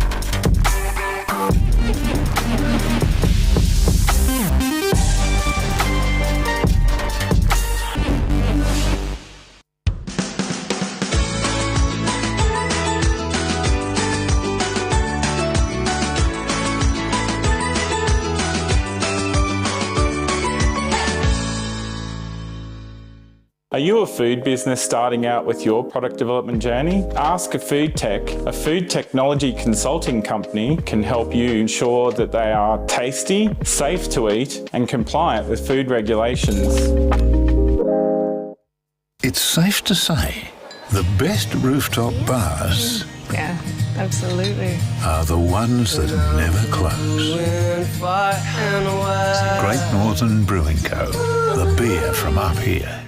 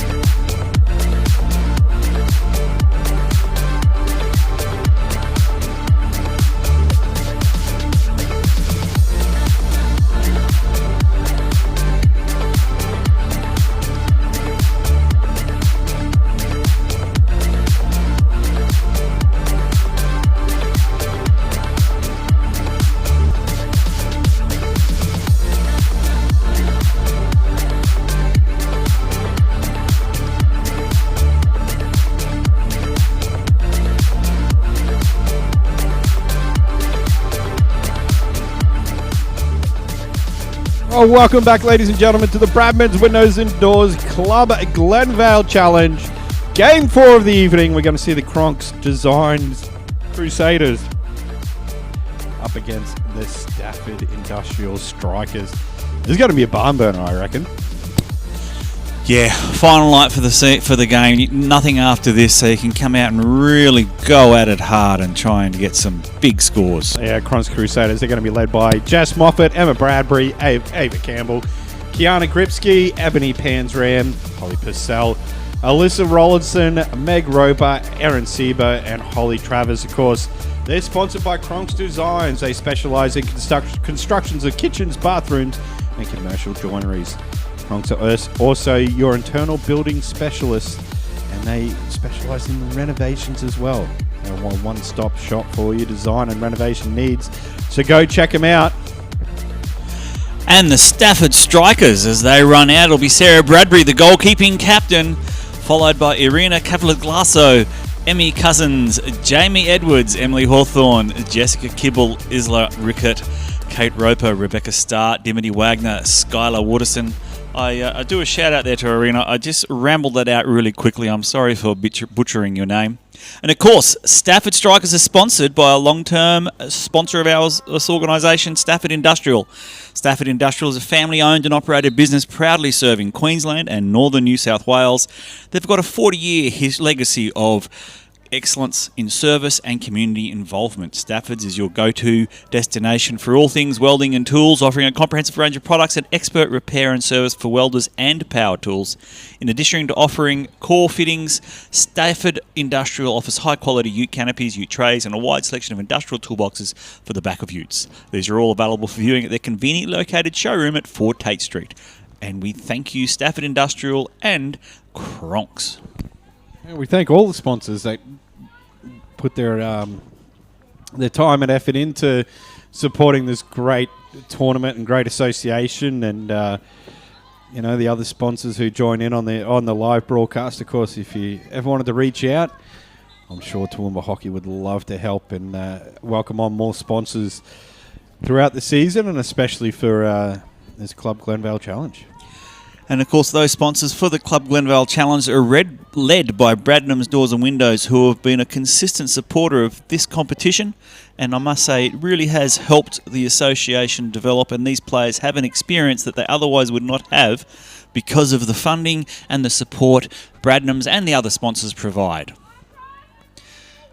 As we have some play outside the D here, unfortunately it breaks down and the Strikers will get the ball back. How will they approach this? Will they be as high octane, full of energy as they were at their last game? I think they're going to work their way into this one. You look at the Crusaders; they came out firing in their last affair, and they got the win. The Strikers are a little bit more methodical, but it's going to be one in the midfield this game, and it's an exciting midfield matchup from what I can see, and looking forward to see the Hawthorn versus Jess Moffat battle that's already beginning to develop out there. Yeah, it's going to be good. And this late, both these teams have already played a game, so they're going to be a little bit more tired. That wind has gusted up a bit. Probably, at least 3 tussles a minute, I reckon, is where we're at. And that's going to really tell at the end of the day and just draining on their energy. Yeah, and of course, long day. We're talking coming up to 9 o'clock. Most people have worked a full day. Some of these athletes might be going to work tonight. Some may have had school all day, so you never know. The fatigue will set in eventually midway through this one, I think. As Cronks flood forward and put a fair bit of pressure on the Strikers, but it breaks down. Yeah. So Stafford Industrial will take it out again from their 25. Let's see how they build that, whether they try and punch through or work their way around. Well, right now it's been all Crusaders so far. They've absolutely dominated, playing a very hard, high press and forcing the Strikers to collapse in on themselves and not get the stretch and the width that they need. So look out. Here come the Crusaders, and it's Moffat. Moffat showing off those stick skills. Moffat won the beat. Great save from Bradbury. Oh, my good God. You can see where the goalkeeping, it's been on fire all night. And Bradbury, again, she's adding to... We could almost have a highlight reel just of the saves tonight from the goalkeepers. Yeah, no, look, they have really kept their teams in the game and shown some impressive skill. That was great individual skill by Moffat there to get through 2 defenders and have a really great shot on goal. And if it wasn't for that great keeping, then it probably would have been a score for tonight. Our producer in the background's going, oh, please, no, I've got to put a package together of saves. And I think it'll be brilliant. There's been some unbelievable saves tonight. It is a testament to the goalkeeping coaches that are up here, and you can see why. I now understand why the goal scoring hasn't been as prolific tonight, because it's come down to the absolute brick walls that have been behind there. Oh, look, certainly. It just makes it so hard as a striker to convert when you have keepers who position themselves well, who put pressure on you from as soon as you come into the D and then don't relent. Keep the pressure on you so that even when you think they're beaten, they still manage to get a stick there or put a bit of pressure on you, so it's not an easy decision, it's not an easy hit. I can praise the goalkeepers because all the ones I coached, I definitely know they're not watching, so I was pretty hard on my keepers in my time. Still can be, I rely on them to lead the team and also do their job in making unbelievable saves when they need to. So here we go. The strikers pull it back out of their defence again. Again, they haven't really threatened across their side of halfway yet. Here we go. They're up the other end. What can they pull out of this? They're flooding back. They've got a lone sailor in the D. But the ball goes over the back line, so they're not going to be able to turn that into anything on this occasion. But enterprising play, putting the pressure on the Cronks Crusaders. And here comes Moffat now. She finds a player. She wants the ball back. She's leading back towards the top of the circle there, trying to get the opportunity. And the strikers are defending. They're playing lots of players back so that the early break from the Crusaders doesn't really amount to much because they're well covered in the defensive field. And the play breaks down and they'll just see how they can move it forward. As there's a change of player here for the Cronks Crusaders. Strikers have passed the ball to the side, looking to lead it up that right-hand flank. Yeah, they got to look for the opportunities here. Something's got to crack for the strikers. It seems like the Cronks Crusaders, the design has been airtight, much like Stafford's welding on Stafford Industries, on their canopies. Yeah. Very airtight, and that's the way the defence has been so far for the Crusaders. It'll be really disappointing for the strikers if they can't come away with at least one goal. Oh, here's the opportunity. There's the shot. Save made again. She got to where she needs to, and unfortunately my little name sheet is decided to glitch out and change somebody's name, and I don't know how that's happened. So that was a great backstick tomahawk, great control, and unfortunately the keeper was there. But they just got to keep going, the strikers. They've got to keep pressing. They've got to keep putting up those opportunities, and eventually the wind will blow in their way. Yeah, young Alyssa Rollinson there showing off that she can do anything you can do, I can do better at the other end with Bradbury. And I like to see it when you get two really good goalkeepers deciding to say, hey, let's one up each other on our save ability. And here we go. Cronks Crusaders are on the attack up the other end. And well pressured by the defenders. And they've picked up a bit of a penalty out there. So there's an opportunity for them to come up with something. And you can see here, folks, Cronks Crusaders, they have put everybody up. They're wanting to go for the W and go for the W early and get a lead and try and consolidate from there. But the strikers now, they should have numbers. They should have an advantage. Oh, that's brilliant defending once again. It must just be so draining having to run back so hard because there was a 2-0 sort of advantage there from the strikers.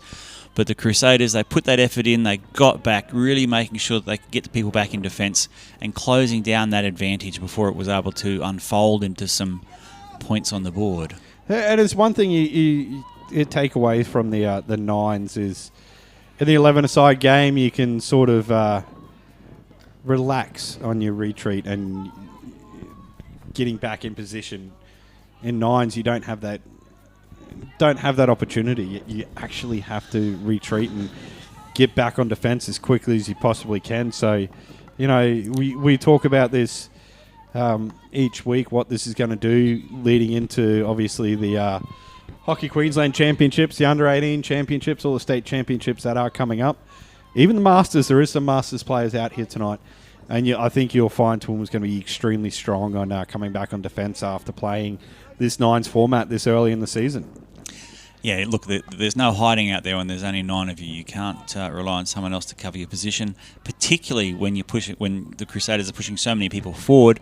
It's pretty clear that the strikers are the only 2 in their half. So They did well to recover from that situation. It was very risky. Strikers just couldn't get the ball promoted fast enough to take advantage of their superior numbers.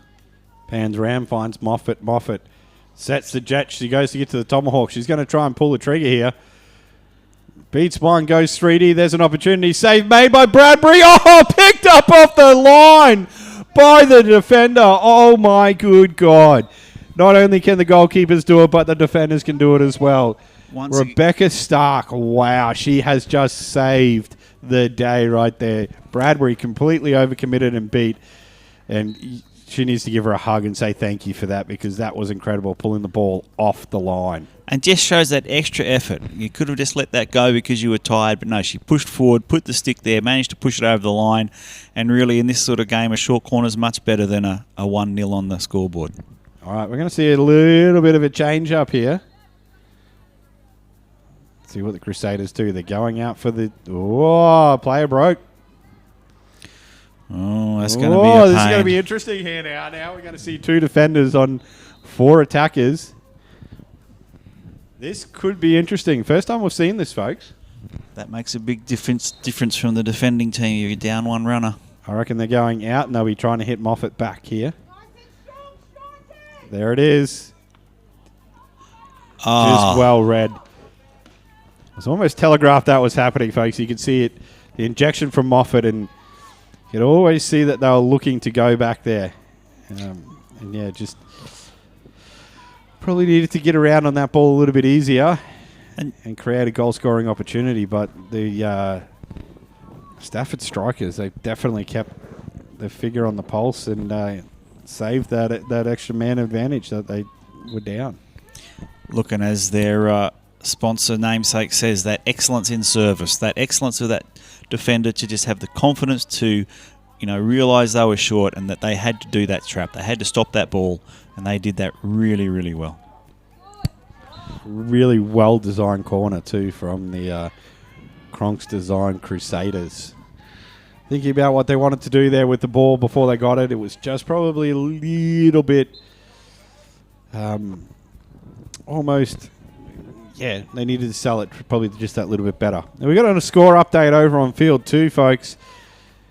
The Stafford Strikers over there are 2-1 up over the Aus IT Tech Titans. And the Strikers, I think, would be really happy with that passage of play. The Cronks Crusaders have been down here for 2 or 3 minutes with unrelenting pressure, but the Strikers have just held them out, and now they're just starting to try and build something back onto the offense. So they'll be happy that there's no points against them, and we'll just see if they can build something up the other end. Yeah, it's only going to take one little bounding ball to go through, one little slip. They could open something up here, and, Hawthorn versus Moffat. There's the battle that I want to see in the midfield. So these two in the first game, they absolutely dominated the midfield for their respective teams. So always love a good midfield battle and good toe-to-toe in a game of hockey. And this is still riveting stuff, even though these girls have all played a game tonight. Strikers played last game, but they've still got plenty of energy and really inserting themselves, trying to come up with the goods tonight. And as we have a penetrating up, but this again, the Strikers are up to it. They take the ball away, lead it out. Oh no! Crusader Cronks have got it back again. Looking for the play down low, but once that defense has been airtight out there for Stafford tonight. Yeah, no, look, it's a very impressive outfit. They are good in attack. They are good in defence. Keeper, of course, is standing alone and sort of shining in that direction. So Crusaders screaming for the ball on the other side of the field to give themselves the advantage. They do. Ball's played in towards the baseline. It's going to go over the end line there. But straight away, the recognition of, hey, get me the ball on this side of the field and get it to me fast, definitely helped. But Strikers really, they have to do something here. They can't turn away this amount of pressure, surely. They're going to have to, either have some sustained attack themselves or come away with a score to sort of break up play as it breaks down in their favour. Well played by Moffat. Moffat one-on-one with Bradbury. Bradbury comes out, puts the pressure, dives. Oh, my good God. Bradbury absolutely on fire again. You can see this. Moffat reads the ball. She gets out, goes to the tomahawk. Bradbury, it's almost like they've played together for a long time, and she knew exactly what she was trying to do there and just managed to knock the ball away. Yeah, again, more sustained pressure though. The Strikers, you know, if they don't get some change here, if things don't go breaking their way, it's surely going to fall apart for them. Oh, great stop there. It's going to be interesting to see what adjustments are made at halftime because both teams haven't really found an answer for each other. No, it's really a full energy game here as, again, it looks like the ball's been going back against the Strikers again, so they're going to have to resolve this pressure, but at least it's up the other end of the half. There's a few seconds left in the half, so that might buy them a bit of respite so they can go back into halftime, have a chat to their coaches, get their breath back and come up with their plans for the second half. Yeah, the ever-famous breather ball, as it's known, knock it over the edge just before the halftime whistle goes, get a couple extra seconds. It is scoreless here in the Bradman's Windows and Doors Club Glenvale Challenge between the Stafford Strikers and the Cronks Crusaders.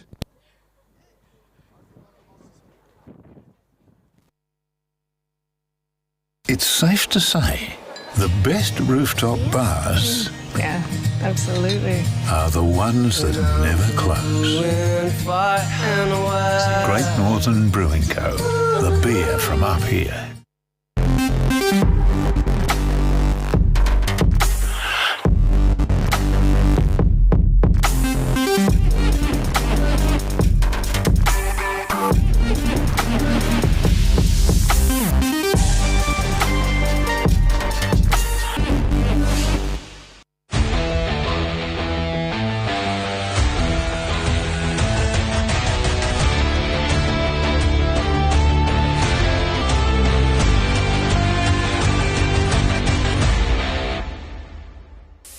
Bradnam's has 30 years of experience as the leading windows and doors manufacturer for the Toowoomba and Darling Downs regions. Employing over 70 locals in our new cutting-edge factory and showroom, we provide tailored selections and excellent service.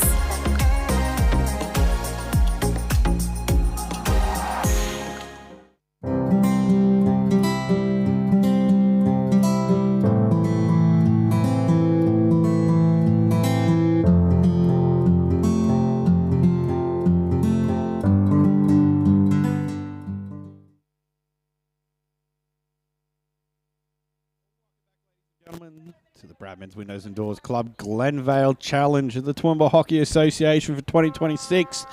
Nines action. It is the Stafford Strikers up against the Cronks Crusaders. It has been a back and forth affair between the two teams. You can't really pick a winner at this point.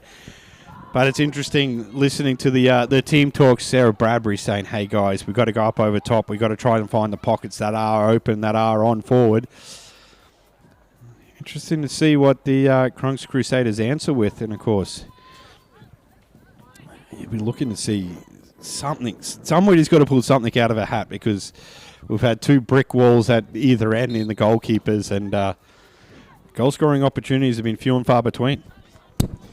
Yeah, look, really, I think, if anything, the way the game's been going, it's going to be whether the Strikers' defence cracks in some way or they manage to pull something at the other end and get a few scores. Yeah, it's almost like it's going to be a run against play goal that's going to decide this one, I feel. Like, you know, the Cronks Crusaders have been probably the better team. They've had more possession, but look out, Stafford. They have a chance here. One to beat, comes to the Tomahawk. All she has to do is get a pass. There it is. Shot. Oh, just over the crossbar. Would have been a conversion in any other sport. Well, was it highlight? No. Coits, Hoyles. Yeah, we were talking about it, the Irish game. Highlight. Hurling. Hurling. That's the one. I knew it started with a H. I reckon maybe that's another rule we can bring into the nines. If it goes over the posts, between the posts, you could get 2 points or half a point. We'd end up hurting somebody or breaking windows over at Club Glenvale if they're doing that. No, we've got netting there that could hold back a bowling ball. We talk about interesting sports around the world. Of course, the Winter Olympics have just started. And the most interesting sport that I've found is curling. Yes. It's actually entertaining when you get into it. And they're so serious. They're so focused on, buddy, rubbing that ice. Well, it's interesting. experienced it, and there's little ripples on the ice. So when you rub, you're trying to actually get rid of the ripples to get the stone to curl. It's like playing lawn bowls on ice, really. It's so fascinating.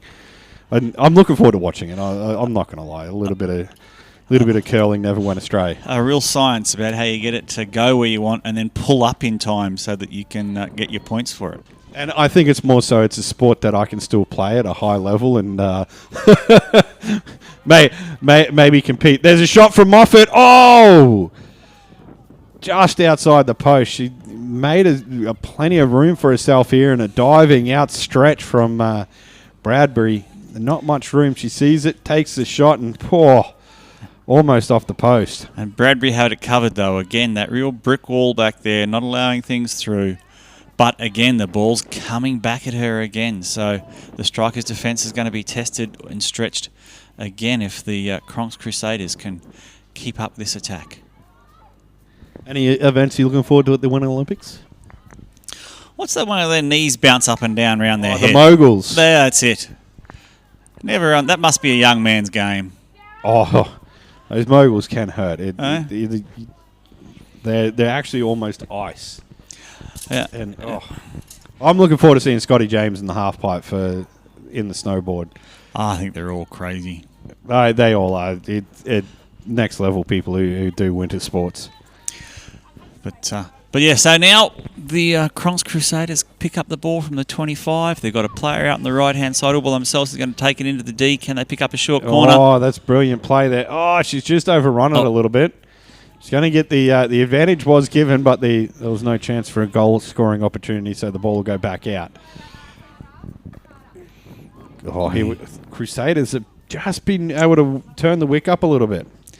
But the Stafford Industrial strikers just managed to hold it together, to draw the line and not let them break. So the pressure's on here, 10 minutes to go. What's going to happen? Strikers have barely been up the other end this half.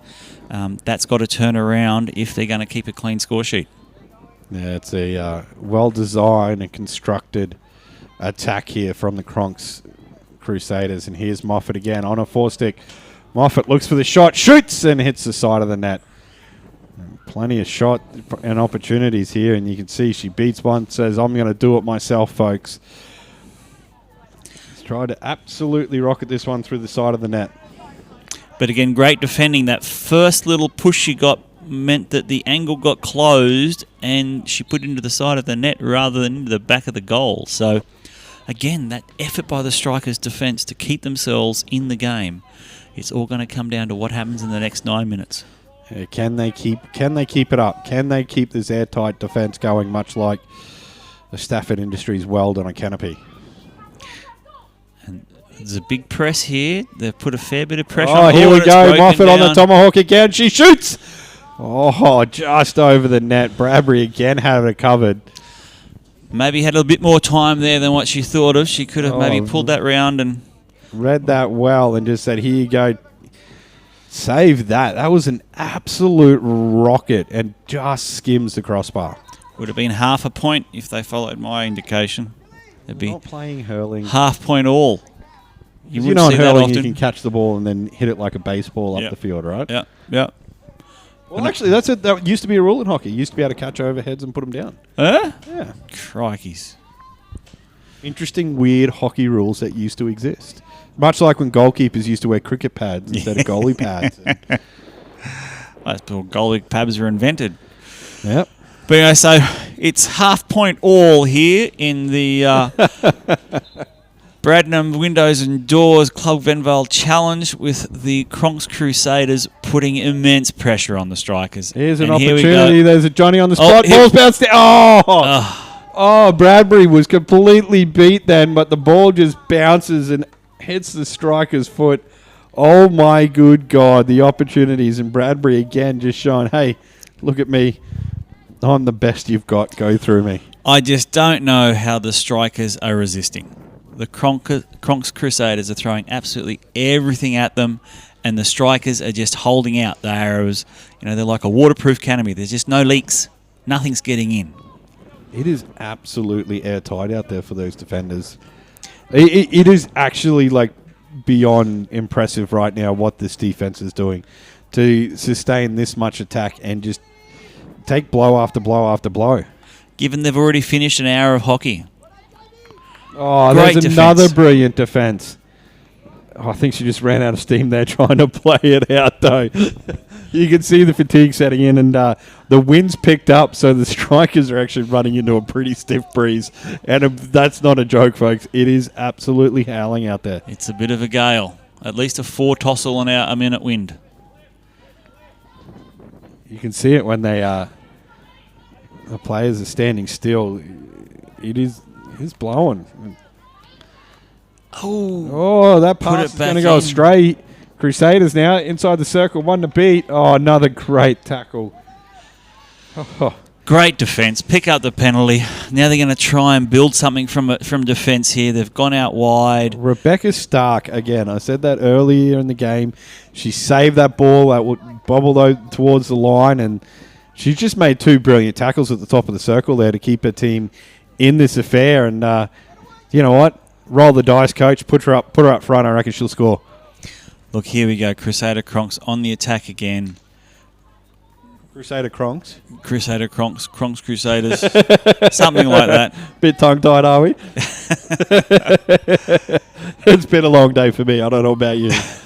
Let's see how we go. Oh, strikers, can they dispossess? They've got the numbers advantage. Although Cronks Crusaders come streaming back. Oh, here we They'll go. probably get that off the back line. Yep, should be a long corner. Yep, all right. So the strikers have an opportunity to come back here and see if they can build something. Would have wanted my striker to actually run onto that ball then, because you had the numbers advantage. Letting it come back, it's a risky move because you let the Crusaders actually get the numbers back. Yep. Bounding ball in. Once again, good defence from the Crusaders. Trap that at top of the D. Deliver it back. What can they do? There's a number advantage over here. The numbers are balancing out pretty quickly, though, as there's a penalty called against the strikers. A little stick obstruction there, reaching back in after the player was beat. So just gives the strikers an opportunity to organise their defence, have a bit of communication about who's got who. For those of you wondering about Field 2, it is still 2-1 to the to the Stafford Strikers on there. Sorry, folks, I almost got my teams mixed up. The blue teams. Alrighty, so the final 5 minutes of the game, and the here we Crusaders were dispossessed coming into the D. Is this it? Oh, no. Moffat goes in and goes one-on-one, but oh my good God, there's that defense again, and that was Jamie Edwards this time, just saying, yep, you're not getting through me. Moffat, brilliant 1-2 drag, but Edwards just cheeky little body in there and makes a bobble, and once again, that Stafford defence is just airtight. You can feel the pressure up here in the commentary box that Crusaders are exerting, but the strikers are just showing that. Here's a great opportunity. A player by themselves. Oh, again, Bradbury. And again, they push it out, and that was a great opportunity, a one-on-one essentially with the keeper. I think that pressure you're feeling is the fact that you haven't made a good dad joke tonight. But now you got to think about it, don't you? Yeah. Only 4 minutes. I don't think I could do that in 4 minutes. I know. You've got it. You've got it in you. You just haven't done your shameless dad joke plug. The strikers again. They stopped that ball right on the dot. Oh, let it play. They were away. The defense just goes, yep, thank you very much. Watch this trap. Bang. I'm going to take 2 steps forward. Player tries to body through her. Goes, nah. Now the ball's going to go down the other end for the strikers, and here it comes. There's a bounding ball. There's a touch. Oh, brilliant save again. The deflection right in front. Caught the goalkeeper. Just not paying attention, but Rolson at the last second sticks a toe out and makes a save. And wow, folks. Goalies, goalies, goalies, goalies. That's the story of the night. Score update on Field 2. It's now 3-2. Aus IT Tech Titans, they have scored and converted. So they now lead the Stafford Strikers on Field 2. So 3-2 up in the men's action. Okay, so 3 minutes to go. Crusaders are deep in their half, but this is a bit of a change. Normally they're up the other end attacking the Strikers. Can they get back up there? Have the Strikers got enough fuel left in the tank? Yeah, that's actually a really good point. You know, The Crusaders have been attacking. Are they going to have enough fuel to defend? Do the Strikers have enough to attack after having defended so hard in this game? Have the Strikers got enough oxygen in their big Oh, welder? that's a brilliant touch pass through there. Brilliant she twirl. had the Tommer. Once again, here comes Moffat. Shoots. Save made by Bradbury. She's lost it. Oh, finally, there's a goal. That breaks the deficit, folks. Bradbury absolutely saves the first rocket. Have a look at this. And then she just loses the ball, turns herself around, and there's a striker on the spot to go, oh, thank you, I'll take that. Push it into the empty net. The Cronks Crusaders now lead 1-0 with the conversion to come. Look, that was just the whole night in coming. It was just relentless pressure from the Cronks Crusaders.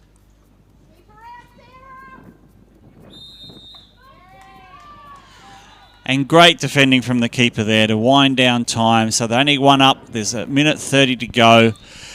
That was something that was bound to happen, and I hope you hear from our commentary that the Cronks Crusaders were really putting lots of pressure, and now it's about whether the Strikers can come back and pick up a goal in the dying minutes. Well, here's an interesting fun fact for you. That was sister versus sister in that one-on-one, and it was Emma Bradbury scoring the goal after Sarah got herself turned around there. So little bit of family rivalry, sibling rivalry there to break the deadlock. Well, we've had someone sent off being on the wrong side of the half. That's going to be unfortunate. I think that's probably going to be the game, set, and match here. I don't think the Strikers are going to be able to get the ball back in time to get down there and make a meaningful difference. Crusaders just playing it back, using the clock up really intelligently, not rushing, making the Strikers run around, and they're already tired from a very big night. Well, we talked about it last week. Who's going to drive who home in the brothers matchup? Who's going to drive who home in the Bradbury household tonight after the deadlock's broken on this between the sisters? Yeah. It's and after such a tight game as well. It's been absolutely breathtaking and enthralling affair, and it's been that all night, folks. And if this is any indication of what we've got to come in the next 2 weeks, tune on in and pay attention, folks, because this competition is just getting better and better as the weeks go on and everybody adjusts to the nines. 1.5 to half. That's the final score. Well done to everyone out there tonight. For Steve, my name's Nate. Thank you for tuning in to the Bradman's Windows and Doors Club Glenvale Challenge for 2026. We'll see you next week for some more action.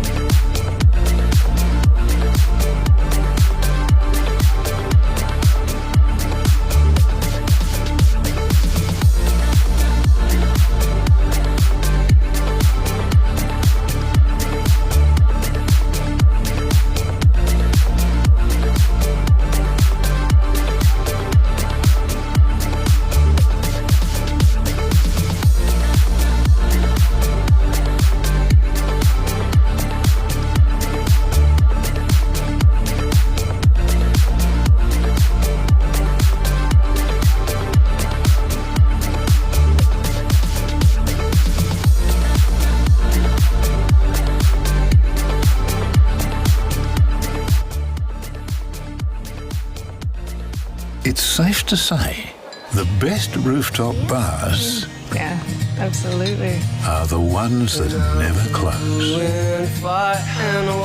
Great Northern Brewing Co., the beer from up here.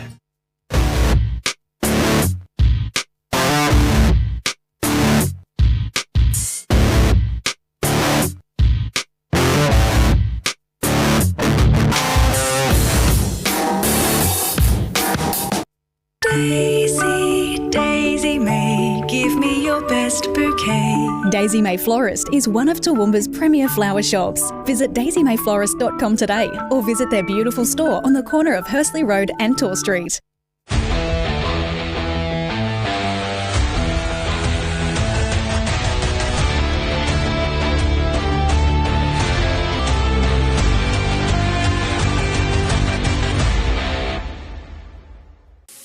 Bradnam's has 30 years of experience as the leading windows and doors manufacturer for the Toowoomba and Darling Downs regions. Employing over 70 locals in our new cutting-edge factory and showroom, we provide tailored selections and excellent service.